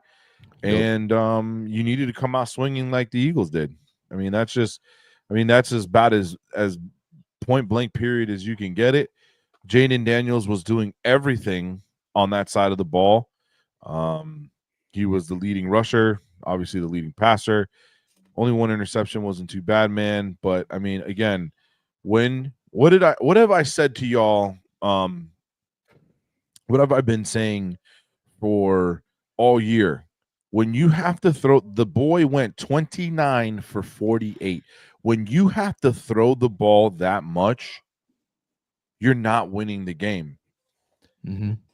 The leading rusher was Jaden Daniels, 6 carries for 48 yards, and then you had Robinson with 11 carries for 36 yards, and then you had Eckler for 8 carries for 15 yards.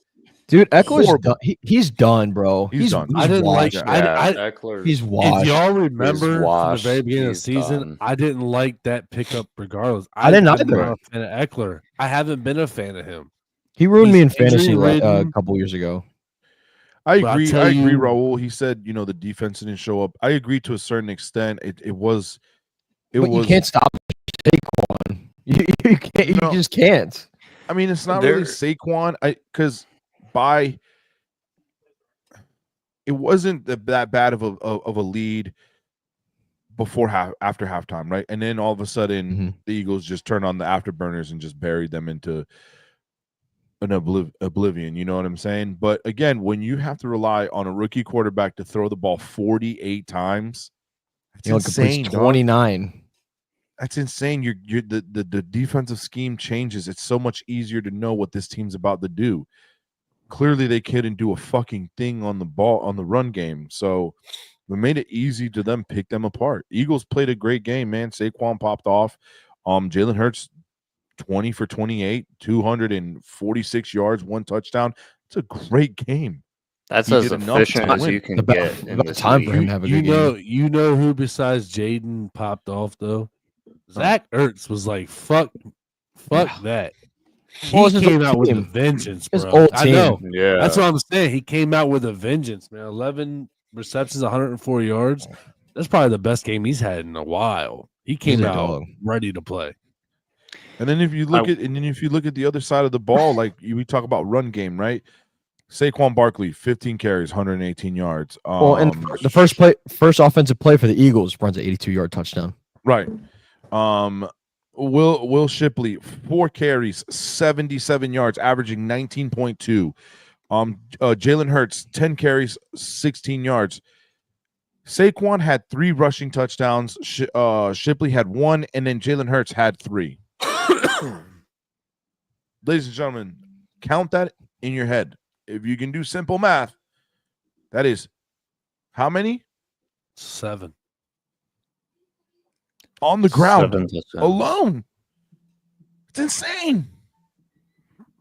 But you got to think all those were pretty much tush pushes. Right. This isn't- Well, I mean, all the Jalen Hurts ones, yeah. Brotherly shove. Get it right. Whatever. All I'm going to say is if you grew up in the early 2000s when there were still power running football and you watch this game today, it probably brought back memories. Yeah, I agree.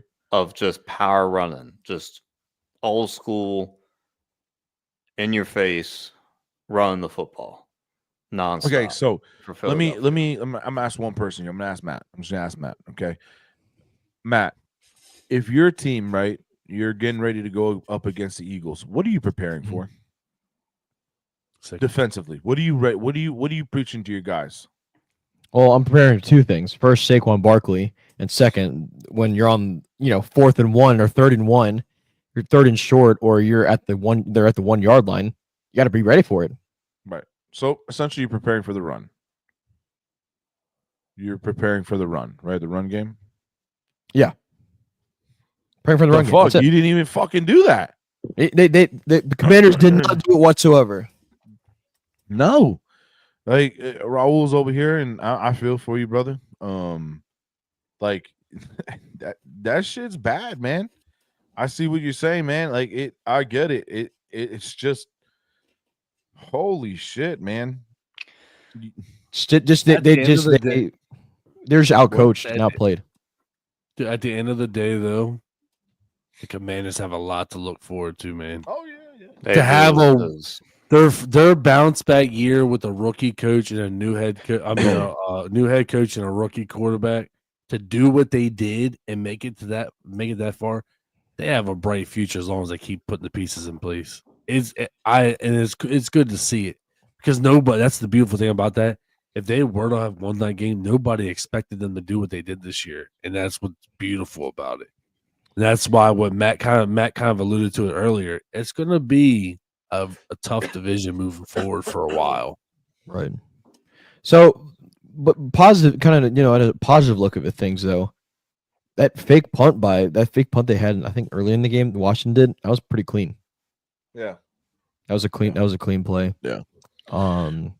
I believe if looking, not to go back to them, but looking at the Eagles real quick, their rush game, I think they had 229 yards. 229 yards. Not all of it was Saquon, but most of it was. It's pretty crazy, man. Some crazy numbers. Shipley in the fourth quarter, he had some crazy 60-yard run. That kind of just sealed the deal. Honestly, this still and I know it's impossible for football to do it, but this, and I talked about it with multiple people. This is why the game of football is slightly flawed when it comes to playoffs. And I talked about it before. You have one bad game, you go home. It's not like other leagues where you can have one bad game and bounce back in a series. Like baseball. That's what sucks about football. Yeah. Hockey. Because everybody's going to have a bad game.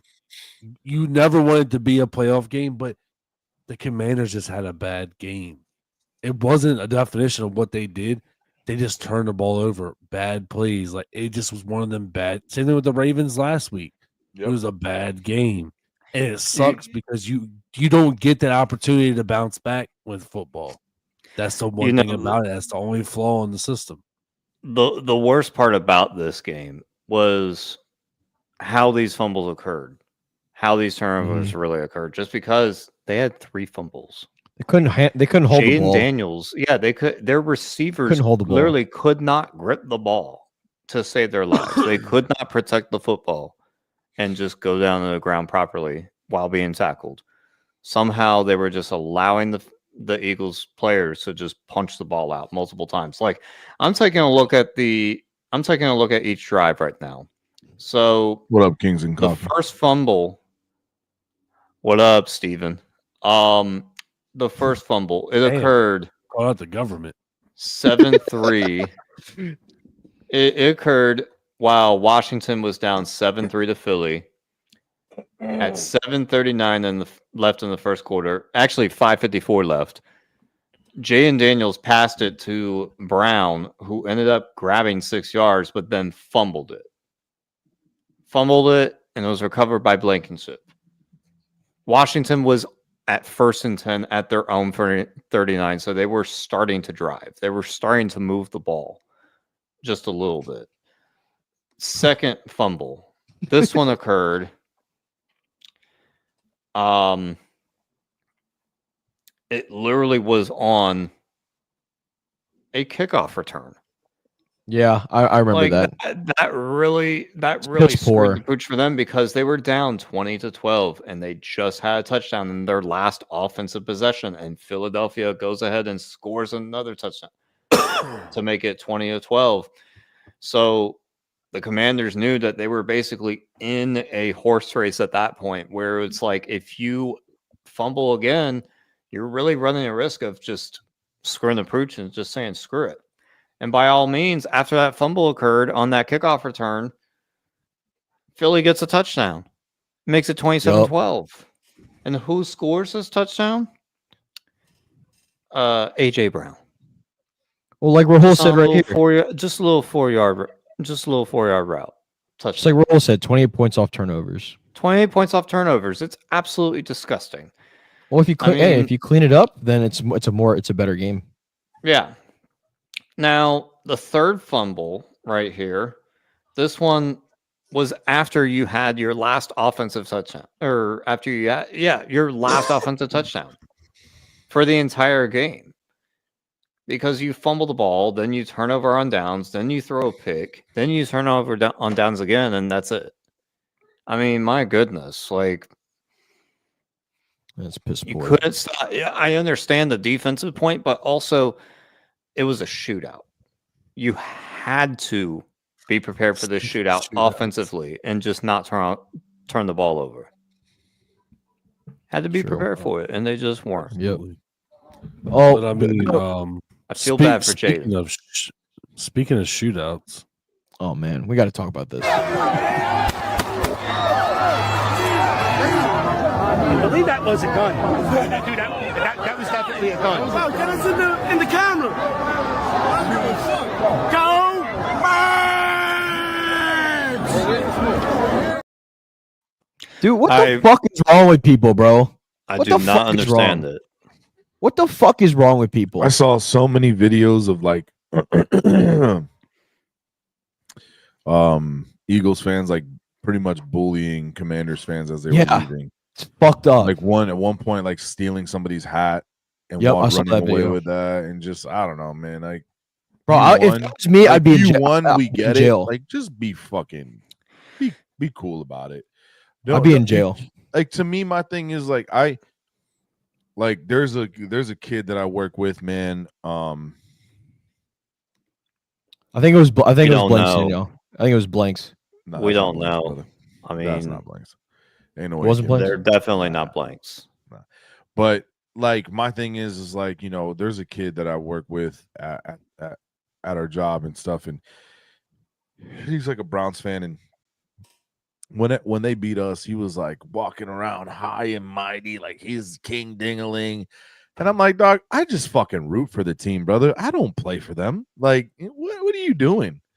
Like, when I see these people, and you got like people that are leaving the stadium and shit like that, and you got these people like picking on them and like taking their shit and bullying them, and clearly they can't do nothing because if they do, they get jumped by 47 damn Eagles fans. Like, let's fucking grow up a little bit, dude. You just root for the team. That's it. At the end of the day, we're just fans. We don't play, okay? And 99% of that team, probably even more, higher than that, they don't even play. They weren't even born in Philly. Right. Okay, so calm down. Chill out. Like, I get it. Be happy your team won, but you don't need to treat the other fans like complete and absolute dog shit. It's just what they're known for. It's just really what they're known. But there's a lot of fan. My whole thing is I've wanted to go up to Philadelphia to watch a Bucks Eagles game up there. Dude, and the last time that I met with somebody who was from Philadelphia, his name is Joe. He told me if you ever go to an Eagles game at Lincoln Financial Field, you have to dress in neutral colors. Like, don't dress up in Eagles gear. Don't dress not up with your money.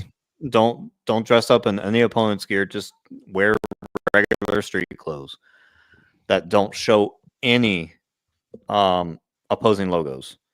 Well, at that point, it's just not worth your money. Just stay home.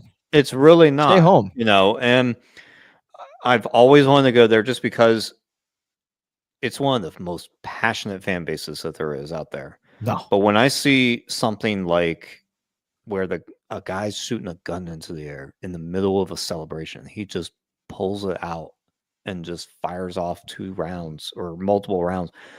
And then you see other people that are literally just like bullying grown men bullying other grown men just because they root for a different team. It's just absolutely asinine to me to do that. Well, I don't understand it. And then obviously, if the fans being a jerk or a douchebag and they're being like, I can see that's normal. Like, I mean, watch, you know, you can videos, bro. But these videos are like these people are just walking out of the stadium and they're getting completely bullied and it's just like, God, dude. I mean, they're getting stuff stolen. They're getting beat up. They're having to deal with fans that just don't know how to behave themselves, and it's horrible.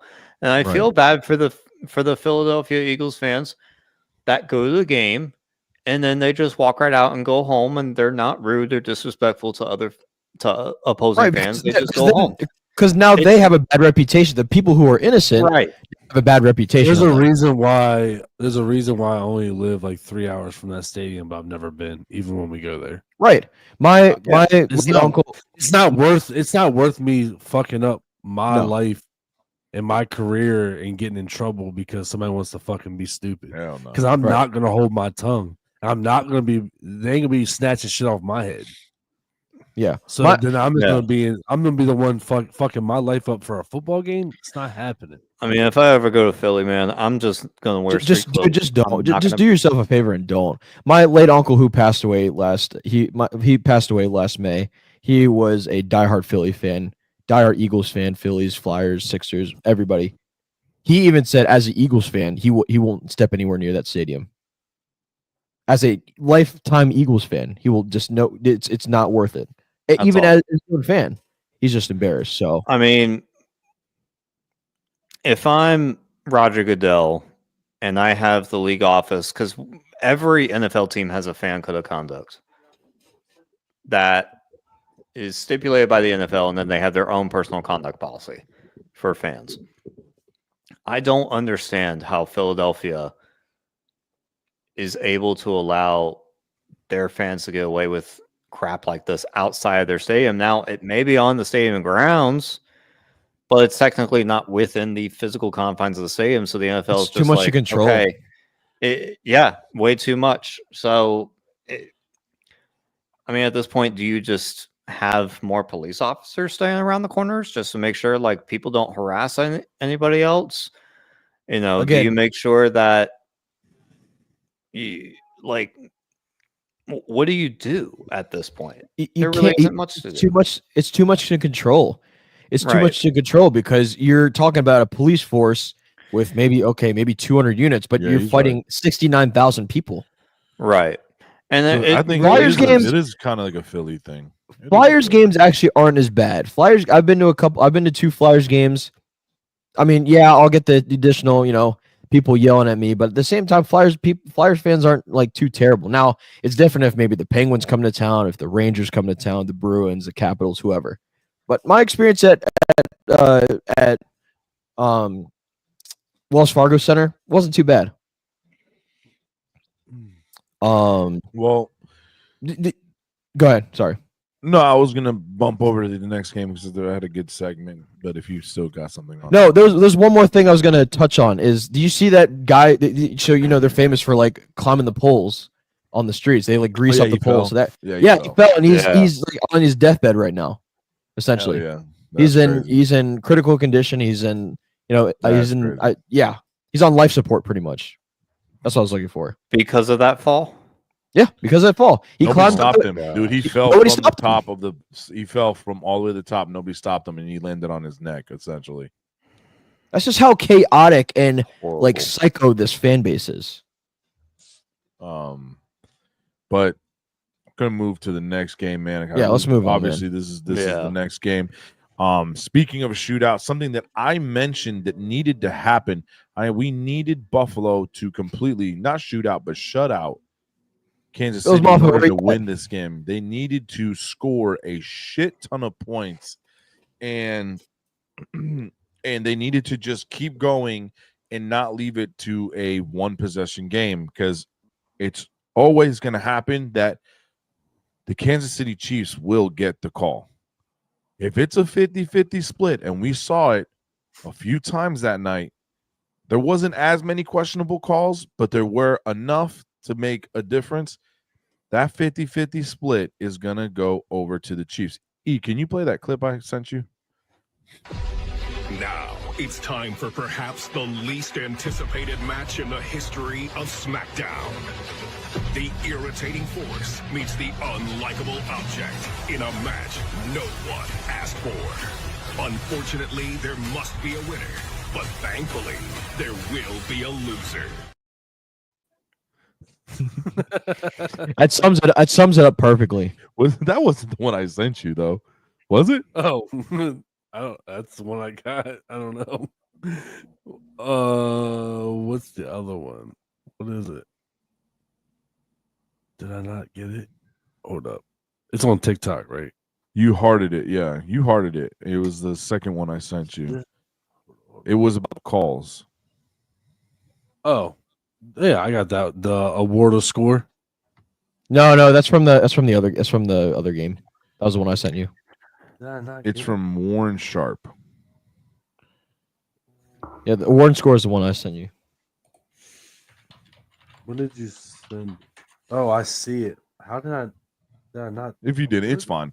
Essentially, it was just showing like how a lot of the calls, man. A lot of the calls are just going one way. I mean, in a nutshell, and there's proof. You know what I'm saying? Yeah. Especially not realistically in the regular season, but when it comes down to playoff time. And I mean, it's nothing that we don't know. And I mean, people are just fed up with it. Apparently, there's a petition that's been signed to boycott the Super Bowl. 17,000 people tweeted it. They're there's a lot of people that are just kind of like they're fed up with it. You know what I'm saying? Like, it's just kind of crazy, man. The game. So for those of you that don't know, that live under a rock or just didn't care to watch it, Chiefs win 32-29, beat the Bills. And congratulations to the Chiefs, man. You're going to the you're going to possibly win a three-peat, possibly make history. But, man, I'm not going to lie to you, man. A lot of people feel like this, if they do win, this is like an asterisk win. This one will have like a little asterisk next to it and be like, man, they were handheld the whole way there. People have been saying this since the beginning of the season. A lot of questionable calls going your way.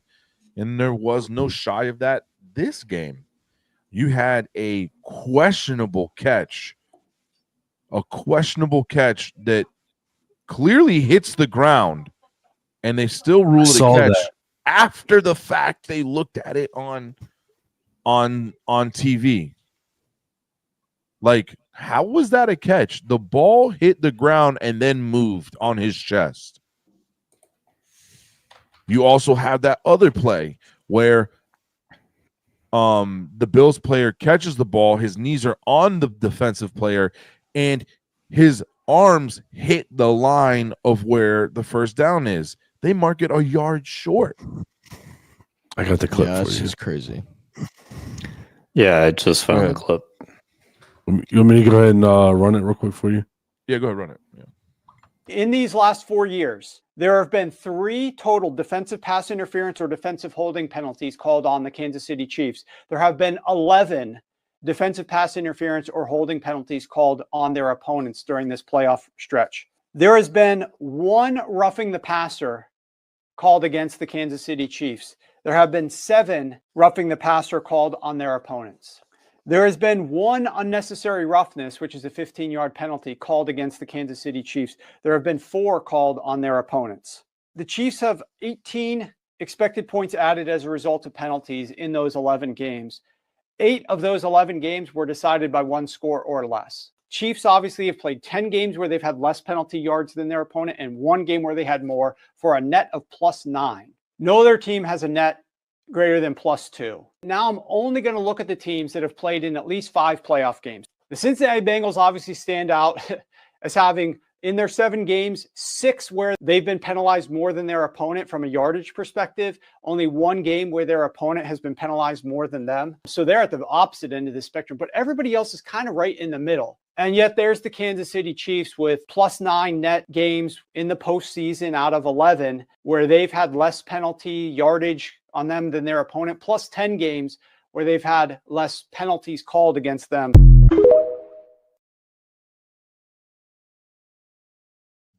I want to mention something real quick. Anybody remember that NBA ref scandal from back? I believe it was 2007, 2008. It was a while ago. Back when there was some rigging going on, and they had to throw out an NBA ref just because there were he was accused of. I watched the documentary of that shit. In the games. Yeah.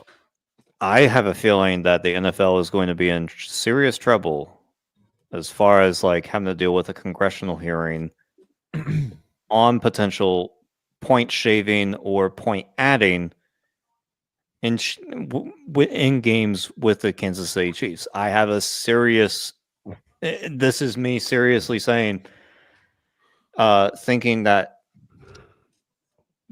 there could be legal stipulations against the NFL if this continues. Are they getting really lucky? Right. We don't know because we don't have the evidence in front of us. Let me ask you a question though, and I'm glad you asked. Are they getting lucky? I can understand getting lucky here and there, but did you see the fucking plus minus here? Yes, +9, and the closest person behind them is +2. Mm-hmm. That's a massive difference, dog. It is, and you know, and it just drives me up the wall, man. Because you sit there and you look at it, and you want to be like, okay, it's just my bias. I hate the Chiefs and I hate this. And there's going to be a statistic that proves me wrong. No, those statistics prove us completely correct. There's some bias going on there. There's no way these other teams are so undisciplined, and the Kansas City Chiefs are the most disciplined team in the NFL. How does he get a taunting, and when Travis Kelce on every fucking other play is taunting somebody?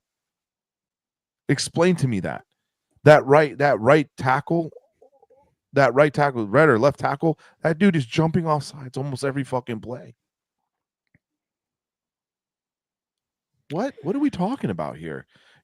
So it's just frustrating to watch it, man. And obviously, shout out to the players and the guys that are doing their thing and doing what they want. But this is the turd bowl. If we really want a petition to actually gain traction, we need to have a petition written to have our congressmen and women investigate the NFL for potential point shaving and also rigging of games with regards to the casinos based around the United States.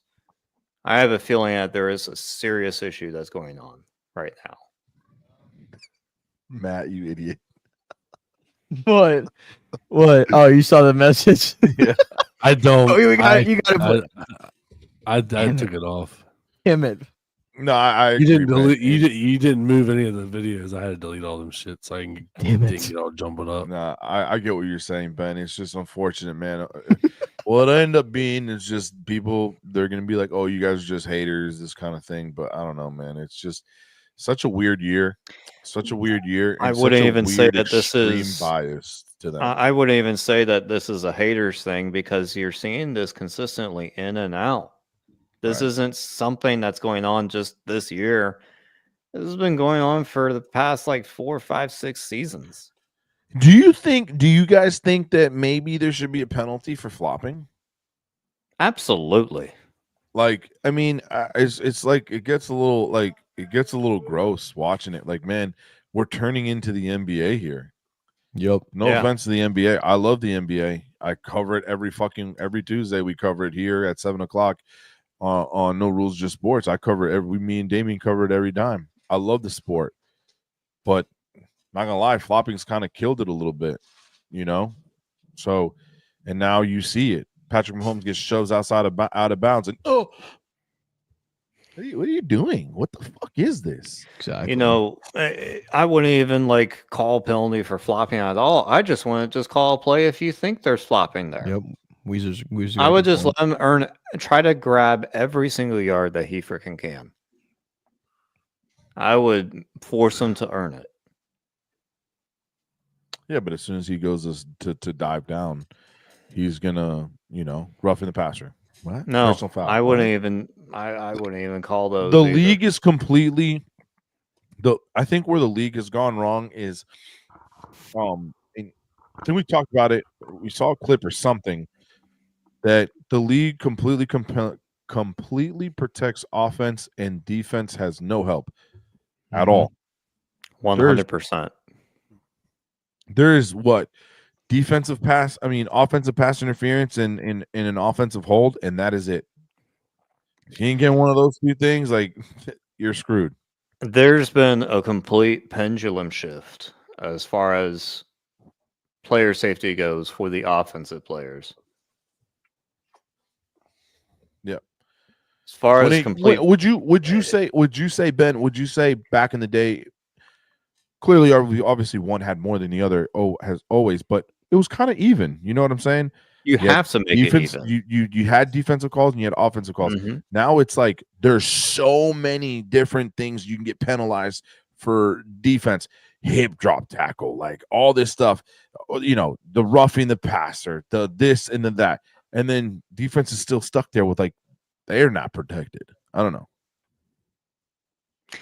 Yeah, I mean, it's definitely an issue in the league right now that the NFL has to address this in the offseason. They have to address all the personal foul calls, all of the roughing the passer calls, all the unnecessary roughness calls that are being called in favor of not just the Chiefs, but basically in offenses throughout the entire league.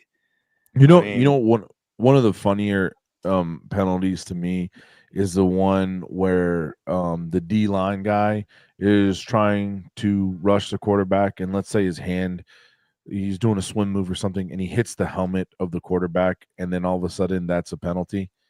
And you just sit there and you're like, what the fuck is this? Are we playing football or are we playing sarcastic ball? And then when they run off, and then let's say whoever scores that touchdown throws a touchdown pass, what is everybody doing on the other on the same team? They're all smacking his helmet. Yeah, man, hell yeah, congratulations. But the defense can't do that. The fuck? Stupidest shit ever. Like, I don't know, man. It's hard out here. But I mean, I get it. From your point, it's hard as a defensive coach, right? Yeah, man, it's hard. It's hard. It really is. It's hard to call it, man. Sometimes it's like, I couldn't imagine, especially in the pros, man. And the pros is worse. The amount of calls, the amount of everything. It's just so difficult. So, absolutely. So, I think that about wraps it up. I want to save our picks for next week because obviously we have the Pro Bowl coming up next week or this upcoming weekend. By the way, I'm still we getting some content for this weekend, guys? So I forgot it's my nephew's. He turns 21 in 2 days, so we're gonna be doing stuff this weekend. So. Gotcha. Yeah. If you do, definitely make some clips. But gotcha. I'll try to find some content. Yeah, no. Maybe in Orlando. I can tell you that I'm not going to watch it because I don't watch it any year. Well, and okay, so this was the bone I was going to pick. This was the bone I wanted to pick before we got into these games. Russell Wilson is a replacement for Josh Allen and Lamar Jackson. Are you fucking kidding me? Can I tell you something? It's a popularity vote, and nobody wants to go to this thing. You can opt out of it. Yeah. I think I don't know why Baker wants to go to it. Because Jalen Hurts didn't want to go. But me personally, like if I'm Jason Light, I'm telling Baker like, hey, can you just skip a year? Or I'm telling Mike, hey, just skip this, even though that like you weren't supposed to go in, but now you are just because it's an injury. If you really want to go, it's up to you, but I would just skip it just to stay healthy. Enjoy your off season. Enjoy some time away. I mean, it's clear as day to me that they love the fans. I think that they're just doing it for the fans straight up. Yeah. The ones that show up. I mean, it's going to be a cool thing. I went last year. They're actually truly appreciative. Yeah. I feel like every player that goes to the Pro Bowl, I feel like is truly appreciative of the fans. And I think that both the players and the fans deserve having the Pro Bowl back to its original form and putting it in the Hawaii after the Super Bowl. Again. When the Aloha Stadium. What's up? Florida. Well, the thing is, the Pro Bowl, the only reason why the Pro Bowl left was because Aloha Stadium was torn down. It's so rusted out at this point. Yeah. When I was in Hawaii in 2019 and I drove past Aloha Stadium on the H1, I'm telling you right now, that thing, I'm surprised that it did not fall over. I'm surprised that it did not collapse at all, just because the supports are all rusted. The main beams are dealing with rust. Like you're building, whenever you have a stadium out there, you have to, you know that it's only going to last for like 20, 30 years at most, just because the salty air rusts really quick. Mm-hmm. So I think once they get this new stadium on their way for the University of Hawaii, I think we're going to see the NFL go back to having a regular Pro Bowl. Maybe include some of those games that they're doing, but they got to get rid of this flag football thing. Let the boys play. Just let them play if they want to. Indeed. All right, ladies and gentlemen, that's going to wrap it up for this week's episode of No Rules, Just Sports. For those of you guys still hanging out, we appreciate you guys spending your Tuesday evening with us. Appreciate all the interaction on Twitch, YouTube, and Facebook this evening. Make sure you guys are hitting Shout the out like to our button. Twitch people, man. We appreciate Twitch has been really on fire appreciate tonight. Twitch, man. Absolutely. Really appreciate it. Steven, Weezer. Absolutely. So we're still growing the community. We're growing the community each and every week. So we appreciate everybody who is interacting, whether you're watching live, whether you're listening to us, whether you're watching the replay. We appreciate all of y'all. Shout out to Bill's Mafia for not showing up today. True. Shout out to Rahul. There was one particular person that did not show their face tonight. Yeah. Where's Courtney at? No, I'm talking about Drac. Oh, Drac. Drac did not show up every week. That's why I think he mad. Oh, he big mad. We already know that. Hashtag turd. Hey, hashtag turd bowl, baby. Indeed. Hashtag turd bowl. We'll talk Also, more about I it do have to tomorrow, mention next week. Rahul, your Commanders. Shout out to them. They had a hell of a season. Jaden Daniels, I knew week 1 he was going to be He was going to be nasty after I walked out of Raymond James Stadium week 1 earlier. Easily Rookie of the Year. Rookie of the Year, no doubt about it. If he doesn't get Rookie of the Year, it is an absolute preposterous hell yeah. BS over I agree. Yeah. But with that being said, make sure you guys tune in next week, Tuesday, 7 p.m. Eastern Time. We'll have all the latest NBA news, NHL, MLB off-season news, and we will preview Super Bowl 59. I can't believe the season's already coming to an end. And we'll make sure whoever of us go to the Pro Bowl, we'll share some content from that weekend from here in Central Florida. So stay tuned for that. And yeah, be good to people. Appreciate everybody in the community who spent your evening with us. Cheers from Canada, baby. Yes, sir, Weezer. We appreciate you hopping in from across Shout the out border. to Canada, our 51st state. Anyways. Anyways, be good to people. Respect each other. Love each other. Peace.